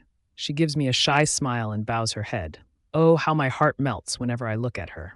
I thank my lucky stars for blessing me with such a beautiful and kind mate. And now that I know she's descended from royalty, I'm even more grateful. Royals have the privilege of being able to reject a potential mate in favor of another. And since I wasn't turned down, I'm guessing she's happy to be with me. My wolf whoops in ecstasy. Yes, she whispers. I take her hand and place a soft kiss on her tender skin. Whether it's Morana or Evelyn, you'll always be my sweetheart, I whisper against her palm. The smile that radiates from her is so sincere and beautiful. A thought suddenly hits me. What's going to happen when Evelyn, sees the mess back at the castle and nursery? Damn it! I should have instructed them to clean up before I left. Dread fills me as the car approaches the castle. I must distract her now. I tug at her arm. Shall we go for a walk, sweetheart? The weather is perfect, I say with an innocent smile. I'd love to, but can we go in a while? I need to make sure the twins are fed and tucked into bed, she says hurriedly as she alights from the car. Don't worry about it. I'll get someone to handle that. I try again. What? Don't be silly, Neo. The babies need me, now more than ever. I'm worried they will refuse the milk unless I'm there, she says sternly. Besides, I'm drained. I want to catch up on some sleep too. Shot! I'm in big trouble. I quickly rush to her side and volunteer to help with the baby. Maybe I can keep her out here for several minutes while William gets things done inside. I bend towards her and give her a kiss on the lips. She stops and responds. My wolf groans in pleasure. I can feel my heart drum rapidly inside me. I fear that she'll hear it. If she does, my secret is no more a secret. Though my intention is to use this kiss as a distraction, warmth immediately spreads through my limbs. My mind hears a pleasant buzz. Too bad we're in full view of others, otherwise I'll take her right here and right now. But my plan falls apart as she abruptly pulls away and rushes towards the entrance. No. I rush forward and try to block her path, but she shoves me aside and continues, lightly jogging. Eventually, I realize that there's nothing much I can do at this point. She's going to see the mess I made. I brace for the storm. William, you and Robbie are to take the babies to the nursery and watch over them. And keep an eye on him, I snap while pointing at Robbie. Robbie rolls his eyes, but obliges. Evelyn stops on the threshold and reluctantly hands the baby over to William. She enters the castle and stops dead in her tracks. Her eyes widen as they take in the chaos before her. I stutter, "Sweetheart, it's not as bad as it looks. I will get this cleaned up in minutes." But it does look terrible. The photo frames have been smashed into pieces. The furniture bears ugly scratches. The walls are riddled with holes, and the fabric covering the sofa is tattered. But the worst must be the dried blood on the surfaces. Evelyn looks frozen. She silently stares ahead, but I know she's extremely upset. She must think I'm an uncontrollable asshole. The place isn't just a mess, but a disaster zone, as if a nuclear bomb has just been dropped onto here. After a few minutes, she heads for one of the rooms. Oh, God. She's going to be even more distressed when she sees the damage. I'm right, for she sighs and rests her forehead against one of the cupboards, her eyes closed as she pushes the door open against the tide of objects that litter the floor on the other side. I approach her and hesitantly place a hand on her shoulder. "Why, Neo? What had gotten into you?" She sounds dejected. "I'm sorry, sweetheart. I was furious and frustrated that you were abducted from under my nose. My wolf was desperate and emotional," I explain ashamedly. She looks at me sadly. "How many people did you hurt in the process?" I lower my head. I don't want to answer that question, but she's looking at me. "About 30 of them." I trail off. She gasps as she wades through the mess on the floor. I quickly get into damage control mode. I grab her wrist and say, "Evelyn, I didn't mean to hurt them. I really didn't. I was angry with myself for not being more vigilant, for letting that bastard take you from me. My wolf was wreaking havoc without his mate. I tried my best to soothe him, but it wasn't working. I know I should be able to pull myself together, especially since I'm a leader, and I promise you that I will work on it. Please forgive me," I manage to say. She merely shakes her head and continues to make her way to the exit. "Where are you?" I don't finish my question as she holds a hand up to stop me. "Don't talk to me. I'm going to have a word with the captured prisoners." She raises her voice. "What? Is she out of her mind?" "No," I growl menacingly. But she's not intimidated. She stops and turns to face me, her hands on her hips. I can sense anger boiling deep in her system, as hot as lava. "Shut up, Neo. I'm not taking orders from you, particularly not after what you've done here." She looks around the place again. I roll my eyes in disbelief. Who does she think she is? Bossing me around? I know she's my Luna, but she can't possibly think or expect me that I'll apologize to my subordinates. "I won't apologize. I'm the Alpha," I state categorically. "Fine, but get this cleaned now. The twins need a father who can give them a sense of security," she orders as she leaves. My heart misses a series of beats when I hear her response. "A father? What a beautiful word." I jog towards her, wrapping my arms around her waist. She tries to break free, but I don't let go. In seconds, her muscles relax and she stops resisting. She turns and wraps her arms around my neck. "I'm in love with you," I confess. "You're not out of the woods yet," she says as she smiles sweetly. Then she pulls away and makes her way out. Morana's POV. I didn't expect the prison to be crowded, but it is. "Greetings, Luna," one of the guards says politely. I nod and smile in acknowledgement. I hear someone call out my name. I stop and turn to see Robbie striding towards me, trailed closely by William. The sight is so amusing that I chuckle. William actually took Neo's order seriously. He must have been following Robbie around all this time. "Why are you here?" Robbie asks once he catches up to me. "You heard me in the car. I want to have a word with the prisoners. I need to know why they acted as they did. I might learn more about my origins in the process," I explain impatiently. Robbie looks surprised, but doesn't stop me. Rather, he volunteers to accompany me. "It's not safe for you to be there alone," he says in concern. Before I can respond, William interjects. Can I follow too? I have strict orders to observe him. He gestures towards Robbie. I smile and say, you can both accompany me. The prisoners are being held at the Chamber of Horrors, awaiting their fate. When I enter, I notice 2 male wolves and, surprisingly, 1 female. She looks very familiar. I must have seen her around the castle. They look up at me in unison when they hear my approaching footsteps. One of the male wolves bares his teeth at me. It's obvious that he loathes me. I don't know why, but I don't really care at this point. I just want to know what they have to say for themselves. What do you gain by aiding Emmanuel with my abduction?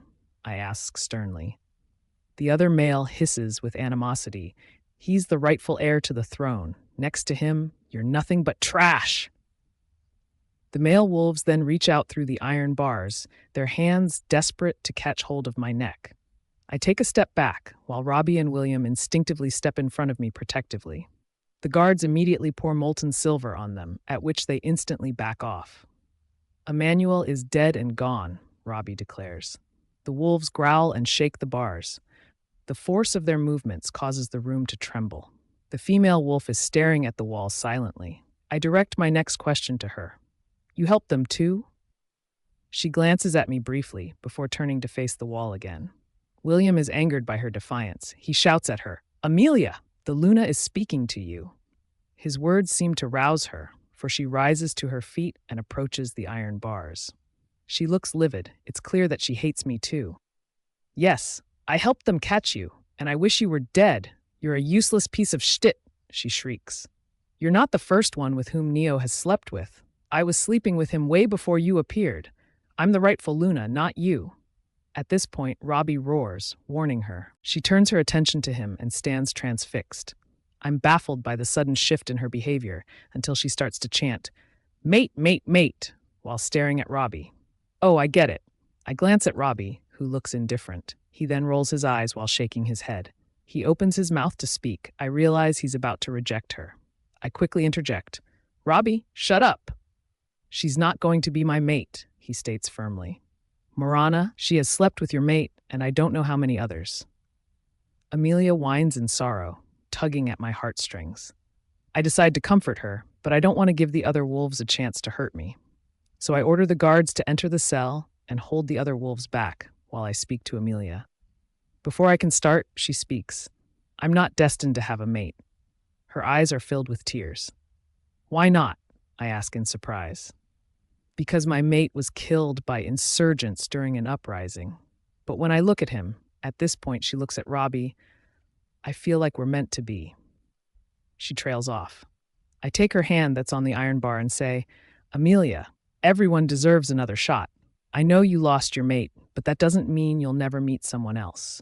Amelia grips my hand tightly, tears cascading down her cheeks. She lowers her head and starts crying in earnest. I look at Robbie. He looks confused. You are too kind, Luna. You should be mean to me since I slept with your mate, she stutters. That's all water under the bridge. I don't wish to dwell on the past. I've moved on and I suggest you do the same. We all make mistakes, some more severe than others. Neo is no exception. He probably thought that he would never find a mate, hence the lapse of judgment. I'd rather not hold something that happened so long ago against him, I explain. Amelia looks amazed. She bows her head once more. I was wrong. You're Neo's best match. You're our rightful Luna, she sobs. Nodding, I beckon to Robbie. He approaches me. I take his hand and place it on Amelia's. It's fated, Robbie. Everything happens for a reason, I tell him. He looks at her and smiles warmly. He strides towards her and sweeps her hair aside before he kisses her over the collarbone roughly. Nibbling at her ear, Robbie allows Amelia to sink herself into his arms. I smile at the sight. I'm the luckiest wolf in the world to have you as my mate, someone chuckled from the entrance. I smirk and turn to face him. Have you cleaned up the mess? I demand. Smiling, Neo pulls me towards him. He kisses my forehead. Yes, I have, and I fed the twins too. They're sound asleep. Oh, good. So I'm assuming we'll start my training as soon as possible? I ask. Neo looks confused. What training? In light of recent events, I think we can agree that I need to be skilled in combat, I start. And you think I'm okay with someone else laying hands on you on the pretext of training? He asks irately. I sigh. Robbie can train me. or William. Neo roars protectively. Never, he shouts. Neo, you're being unreasonable. I need to be able to defend myself, I try to coax him. What do you think I am for? I will defend you, he states defensively. I raise my eyebrows. And when you're not here to protect me, I'll make sure someone is here to take over, he responds nonchalantly. You're nuts, I roll my eyes. I've decided, and nothing you say is going to change that. I'm not going to risk losing you ever again, he declares. I just shake my head in resignation. I know I'm not going to be able to persuade him on this. So I just hug him and enjoy his warmth. He takes me by the hand and starts leading me out of the chamber. On the way out, he commands, spare that girl, but kill the rest. I know he's referring to Amelia. It bothers me, but I don't say anything. Well, not because he's letting Amelia live, but the fact that he is going to kill lives again, though he doesn't execute it himself. We're heading for the bedroom when I ask, so have sought their forgiveness? Those you hurt? I thought I told you that alphas are much too proud to apologize. He shrugs. Oh well, it was worth a try. Guess I'll just apologize on his behalf. As soon as we reach the bedroom, he pushes me down on the bed and climbs in beside me. He looks at me so lovingly that I blush. I lean forward to kiss him, but he resists, preferring to look me in the eyes instead. I look at him in confusion. He starts to speak, his gray eyes sparkling. I just can't believe that you're mine, Evelyn. At times I feel that you're too good for me, that I don't deserve you. You could have picked just anyone as your mate, but you picked me. Neo, I can say the same. You saved me from the tyrant, and although I was just an ordinary girl when we first met, you accepted me as your mate. I'm the lucky one, I say sincerely. No, you came to me when I needed you the most. Before I met you, I was a selfish, callous idiot. You turned me into a better person, a more compassionate leader. I now have everything I need, he says softly. My heart thaws at his words. Before I can respond, he surprises me with, Evelyn, please do me the honor of marrying me. What? I'm speechless. My eyes widen unconsciously. I'm asking you to marry me, he repeats with a smile. Marry you? But I just turned 17 a few months ago. Is it even legal? I say seriously. I don't care. I love you, and I want to make you mine in every conceivable way. I want every single person to know that you belong to me, my mate and the mother of my children. And the law isn't going to stand in my way, he says firmly. I'm touched. I raise my lips to his and whisper, yes, sweetheart. He smiles and kisses me. I savor the taste of his lips as he takes hold of my left hand.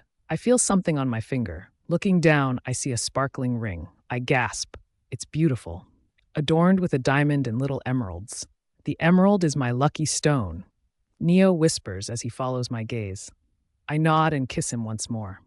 I love you, Neo, I say when we pause to breathe. And I do. I love him beyond rationale. I will continue loving him till the end of time. I love you too, sweetheart. We should get some sleep now. I've instructed someone to get in touch with your brother. We might be seeing him soon, he smiles. Nodding, I cuddle him and let my eyes close. Neo's warm breath against my skin is soothing. I feel so content and at peace. Taking a deep breath, I drift into a deep sleep. I wake up feeling restless, perspiring heavily. It's still dark. I wonder what time it is. My body is burning. It feels as if I'm having a very high fever. My pajamas are drenched in sweat, and my wolf is calling out for her mate. I reach out for Neo, but he's not next to me.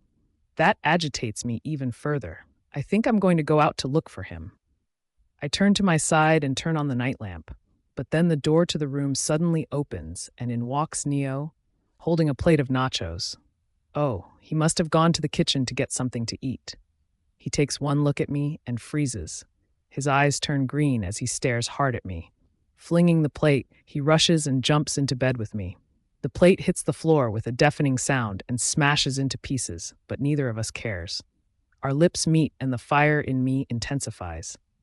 Neo laughs while reaching for me. Let's not do anything else today, then. We can sleep in and you can get some rest, he suggests. No, you said I might meet my brother today, I whine. Neo grimaces, but then he nods. Yes, I did. Come on then, let's get dressed. With great effort, I rise to my feet and make my way to the bathroom. Only then do I realize the photo frames that were on my dressing table are on the floor now. It must be like an earthquake last night. I brush my teeth and have a quick shower. Then, I make my way to the wardrobe. I don't think I'll be able to move around in pants today, so I decide to pull on a short cotton dress. Once I'm ready, I head to the kitchen to grab a bite. I'm famished. Neo is in discussion with William when I get to the kitchen. They're deciding on a suitable timing for the meeting with my brother. I eat a bit of everything that's on the table, not wanting to interrupt them. Then, seeing as they're still not done with their meeting, I head for the park outside the castle. I decide to get some fresh air by taking a leisurely stroll, even though the pain between my legs is bothering me. I also need a bigger space to do a good stretch in the hope that it could relieve some of the strains in my muscles. Suddenly, someone squeals in delight, giving me a shock. I turn abruptly to look for the source of the sound and spot a little boy of about 4 staring at me gleefully. "Luna, I want to play with you," he yells excitedly. His smile is contagious. I'm all smiles too. "I'd love to. What shall we play?" I ask as I beckon him over. The joy on his face is obvious as he dashes towards me. "Hide and seek, hide and seek," he shouts, clapping his hands. I don't mind, but it'll be dull if it's just the two of us, don't you think? How about you bring the rest of your friends and I'll go get the twins to join us?" I ask with a smile. The boy whoops and runs towards the castle. I head for the nursery, where the twins are awake. They flail their arms and legs upon seeing me. Smiling, I scoop them into my arms and make my way back to the park, where I'm surprised to see Neo and Robbie. They're surrounded by screaming children. Neo looks annoyed, but I can tell he's enjoying himself. I walk towards them, grinning. Neo puts an arm around my shoulders, flashing his gleaming white teeth. The children are excited to see the twins and are soon begging Neo to let them hold the babies. I suppose no one would be able to resist not loving our twins, and this includes children. Neo hesitates for a second, but I give him an encouraging nod, and he finally says yes.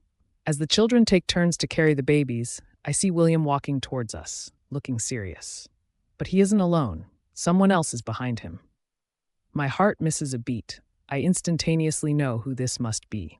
My younger brother. The brother I've never seen, although he's been around all these years. Our eyes meet. He breaks into a wide grin. "Evelyn," he calls out. I rush towards him. Wordlessly, we embrace each other. Although we're only just laying eyes on each other, it feels like I've known him all my life. He smells so familiar. We hold on to each other tightly as tears well in my eyes. "I can't believe I've found you, my sister Evelyn. We all thought we'd lost you forever," he says as we pull apart. I examine his features. He looks very much like me, I realize. His eyes are a piercing blue, like mine. His auburn hair is shoulder length, but his nose isn't as sharp as mine is. He looks good, if I may say so. He's dressed in a casual orange shirt with matching suede pants, and his Nike sneakers look pricey. I'm still looking at him when I hear a familiar intake of breath. Right? In my excitement, I completely forgot about Neo.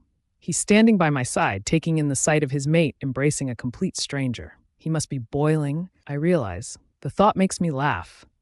"Braxton, this is the Alpha Neo, my mate," I tell my brother. Braxton nods and extends a hand, which Neo shakes vigorously. "This feels so surreal, Evelyn. You have no idea how much I've wished for this moment, how I've longed to hold you in my arms.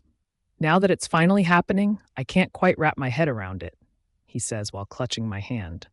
"I'm just happy to know that I have a family, that I'm not an orphan," I respond. "Show me, Evelyn. Show me your family emblem," Braxton insists. Since I'm wearing a dress, I can't lift it without displaying my underwear, so I push one of the straps down my shoulder until a part of my chest is visible. My brother stares in awe at the tattoo, the image of Neo in his wolf form. "Your mate," he whispers. He then lifts his shirt to show me the tattoo on his chest. It's the image of a petite and elegant female wolf. Her fur is a mixture of black and brown. Her name is etched below the image, Yvonne.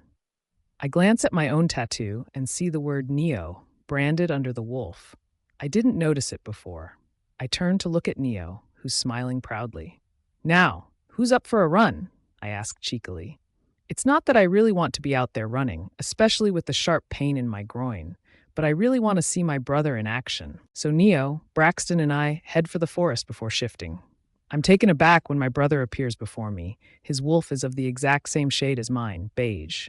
He's slightly smaller than Neo, but our tattoos are the same. On his hip, there's an emblem of the earth. I look at my hip. I bear an emblem of fire. Not wanting to waste precious time, we leap across the forest. Within seconds, I've overtaken both Braxton and Neo. I don't know if they're giving me head start or if I'm really faster than them. But I don't care. I'm just relieved to have finally met my brother. I'm not alone anymore. I'm surrounded by people who love me. Granted, I never got to meet my parents. But I now have a brother, his mate, Neo, my babies, Robbie, and all the other members of the pack who truly care about me. And I have a place to call home. A year and 8 months later. Good afternoon, Luna. Jakob bows as I shuffle into the kitchen. Hi, Jakob. Someone seems to be in an extra good mood today. I smile at him warmly while trying to settle into an armchair. Just having a good day, I guess? He grins. Would you like something to eat? I'll appreciate that, Jakob, I pant. Great. What do you feel like having today? He asks. I'm craving chicken. Can you make me some roast chicken topped with mushroom sauce, fries and vegetables on the side, and a large cheesecake for dessert, and a big jug of watermelon juice? I'm positively starving, I wink. Someone chuckles from the entrance to the kitchen. I turn to see Neo leaning against the wall, arms folded, amusement etched on his features. What? I ask defensively. Looks like you're polish off the entire stock in the pantry, he laughs. I roll my eyes. Try carrying a living being inside your stomach for months on end, then you'll know my struggle, I whine. Neo walks towards me and lays a hand on the top of my head. Bending, he kisses me on the forehead. Yes, sweetheart, I'm sure it's exhausting, and I want you to know that I'm both grateful and proud of you for doing this for us. I can't imagine sharing this moment with anyone else. He places both arms on shoulders and pulls me closer. I press my forehead against his flat tummy and close my eyes. The baby kicks at that moment, and I gasp. What is it? Neo asks, alarmed. I don't answer. Instead, I pull his hands and place them on my belly. He moves his face closer to my belly and whispers, Hi, baby. I can't wait to hold you. On cue, the baby moves about wildly, kicking and punching enthusiastically. I can't help but let out a soft moan in pain. Of course our baby will be energetic. He or she's the alpha's baby after all, Neo winks. We decided not to find out the gender beforehand, preferring that it come as a surprise. Jakob appears with a plate loaded with a huge chicken breast, with a very generous portion of vegetables and fries dipped in melted cheese. Yum. Here, let me cut up the chicken for you, Neo offers. I smile gratefully. One of the perks of being pregnant is being able to get others to run errands for you. Just as he's about to feed me the first mouthful, I feel a sharp pain in my belly. At the same time, something trickles down my legs. Shh! Is this it? Am I in labor? I panic and start hyperventilating. Neo notices my expression and immediately understands. He scoops me into his arms and sprints to the infirmary. The doctor and nurses must have gotten the message already, for they're all in their scrubs and standing at the ready as we burst through the door. The pain is intensifying. My insides are being squeezed. I shout out loud as Neo grips my hand, motivating me to hang on. I need pain relief. Now! I scream at the doctor, my voice so loud that I can literally see the water in the bottles shaking. It's going to take at least 15 minutes for us to get the epidural started, Luna, the doctor responds. What? Are you insane? Then why are you still waiting? Get it started now! I yell like a lunatic. Even Neo recoils. The contractions are more powerful. I think I'm going to pass out. Why is the doctor so slow with the epidural? Within minutes, the contractions are unbearable. I feel the urge to push. I want to get this baby out. Can I start pushing? I scream. The doctor scrutinizes my dilation and announces that I'm ready to push. Here we go. Neo whispers. 10 minutes later, I'm beaming with pride as I hold my twin daughters Anna and Yana. Neo is over the moon. I'm proud of him, for he never left my side and continuously motivated me during the entire process. Evan and Wayne come in to visit as soon as the doctor gives them the thumbs up. As soon as they see the girls, their eyes glow. It turns out that Anna is Evan's mate and Yana is Wayne's. The family emblem develops on their chests as soon as they see Evan and Wayne. Both Neo and I are thrilled that the girls will be protected by us and their mates. This also means that one of the boys will eventually be the alpha, whereas the other will be his beta. As for my brother, he went back to his pack after visiting me last week. He and his wife have a son, Daniel, who turns 3 in 2 weeks. 2 weeks later. Is everyone ready? We can't be late for dinner. My brother's family will be waiting. I shout as I rush to get my purse. Just give me a minute. I'll be there, Neo says. 10 minutes later, we're on the road, heading for my brother's place. The atmosphere in the car is lively. Neo is at the wheel. I'm seated next to him while the children are in their seats in the back of the car. It takes us just under 90 minutes to get there. Thankfully, the traffic is smooth. The food is amazing. The company is even better. We share stories and laugh. I'm glad that my brother's wife turns out to be the sister I never had. I realized it after our very first meeting. I can share practically anything with her. I notice that Neo keeps staring at me while we eat. It's flattering. I catch his eye across the dinner table and wink. Once we're done eating, everyone moves to the living room. The children are having a good time playing, while the adults are catching up with each other. I'm seated next to Neo. I lean towards him and say, I have everything I need with me. A handsome mate and beautiful children. My life is complete. He smiles. As is mine, he whispers as he plants a kiss on my lips. A deafening crash from the garden wakes us up. Neo and I both leap out of bed and rush to the windows. From there, we get a good view of the scene in the garden. All 4 of our children are there, looking guilty. They're all staring at something in unison. I crane my neck to get a better look at whatever it was. My heart almost stops when I realize what the sound was. The front of Neo's car has been smashed beyond recognition. It seems as if someone has crashed it into the iron gate. What the fuck? Neo yells from beside me. He quickly runs out of the room, with me hot on his heels. What the hell did you guys do? He shouts as he reaches the garden. I look at the children in concern, trying to gauge if anyone is hurt, but they appear perfectly fine. Nobody answers Neo, so I ask gently, what happened? Is anyone hurt? Yana runs and hugs me. We're sorry, Mom. We just wanted to give Dad a surprise for his birthday. Neo growls. By crashing my car? Evan then speaks up. It was my idea, Dad. I thought we could take your car out to get you a gift from one of the shops in town. Wayne offered to drive in, but he accidentally stepped on the accelerator when he was trying to reverse, hence this. He lowers his gaze, unable to look at Neo. I smile. Oh, children, that's so sweet of you, but really dangerous. You could have seriously hurt yourself. I turn to look at Neo, who's fuming as he glares at the children. We're really sorry, Dad. We'll get your car fixed as soon as possible, Anna says remorsefully. Neo seems to be cooling down. For my next birthday, please just let me sleep. I'll get William to fix this mess. Are you hurt? He asks irately. They shake their heads slowly, still looking guilty.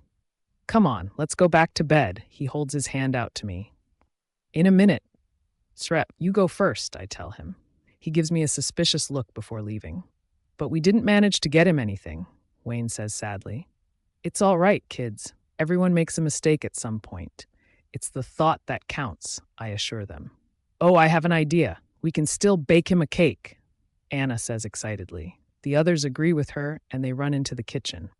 Be careful, I call after them. Don't set anything on fire. Neo is lying down when I enter the room. He still looks annoyed, making me laugh. They were just trying to be nice, Neo, I tell him. Yeah, right. Can I ever sleep in peace? He snaps. I roll my eyes. At least they remembered it's your birthday and made an effort. I don't want anything fancy. I just want to be left alone with my mate, he smirks. He pulls me closer and I know what he has in mind. Laughing, I swat his arms playfully. Not now, Neo, I say. Why not? I thought it's my birthday. Shouldn't you be giving me whatever I want? He asks mischievously. Yes, I will. But a bit later, once we're sure the kids are not up to anything, I respond with a wink. Neo freezes. What are they up to now? He almost yells. Nothing. I just meant maybe they still want to celebrate your special day, and I don't want them catching us in a compromising position, I explain. So what if they do? It's my dumb castle and my mate. I can do as I please. They should stay out of my way, Neo mutters. I laugh. Oh, Neo, there are children. Enough talking. Time for action, he whispers as he pulls me close. He places his lips on his mine, and my wolf groans in ecstasy. Just as I start responding, there's a knock on the door. Fuck, Neo groans in frustration. Laughing, I head to open the door. Yana is outside, looking meek. I wanted to invite Dad to the kitchen. We prepared a feast for him, she says in a low voice. I turn to look at Neo, who sighs. Fine, I'll come, he announces. We're greeted by a delicious smell as we enter the kitchen. Multiple dishes have been laid out on the table, and in the center is a cake in the shape of a wolf. That was quick, I beam at the children. Jakob helped us. Apparently a cake can be baked in 45 minutes. The four of us each prepared a dish, Evan says in delight. Shall we cut the cake then? Neo asks impatiently. I've got things to do after that, he gives me a knowing look. I just shrug and look at the children. Anna hurries forward with a knife. Once Neo cuts the cake, everyone breaks into a round of applause. We're sorry again, Dad, Wayne says as he helps to distribute the cake. You're forgiven. Now, if you'll excuse me and your mother, we've got things to attend to, Neo repeats. What things? Yana asks curiously. Well, if you must know, your mother and I were going to. Neo, I snap. Read a book together, Neo finishes his sentence. I breathe a sigh of relief. The children don't need to know what we were up to. They're only 16 after all. Evan and Wayne give each other an odd look, but the girls look confused. Since when does Dad read? Anna asks, baffled. Since today, Neo retorts and carries me. Hey, I protest. That's enough. You guys help Jakob clean up later, and for God's sake, don't bother us for the rest of the day. Neo declares as he heads for the bedroom. That was rude, Neo, I chastise him. What? I cut the cake and forgave them for ruining my car. What more do they need? He asks innocently as he throws me onto the bed. I try to roll to the side, but he climbs on me and pins me down. Now, where's my birthday gift? He asks, pouting. He's too cute. I can't bear to push him away. What do you want? I whisper. Every bit of you, he whispers against my lips. My wolf is howling in excitement, as if we're going to make love for the very first time. Even though we've been doing it for more than a decade, each time feels just as special as the first. I give in to Neo, letting him remove my clothes and his. Soon, we're entwined in each other, overcome by lust and passion. I feel his tool enter from below, our tongues glued in a kiss. He's inside me now, changing my breathing with every thrust, hearing my suppressed groans timed to his body. Well, this is going to be another long night. I, too, hope the kids don't bother us after this.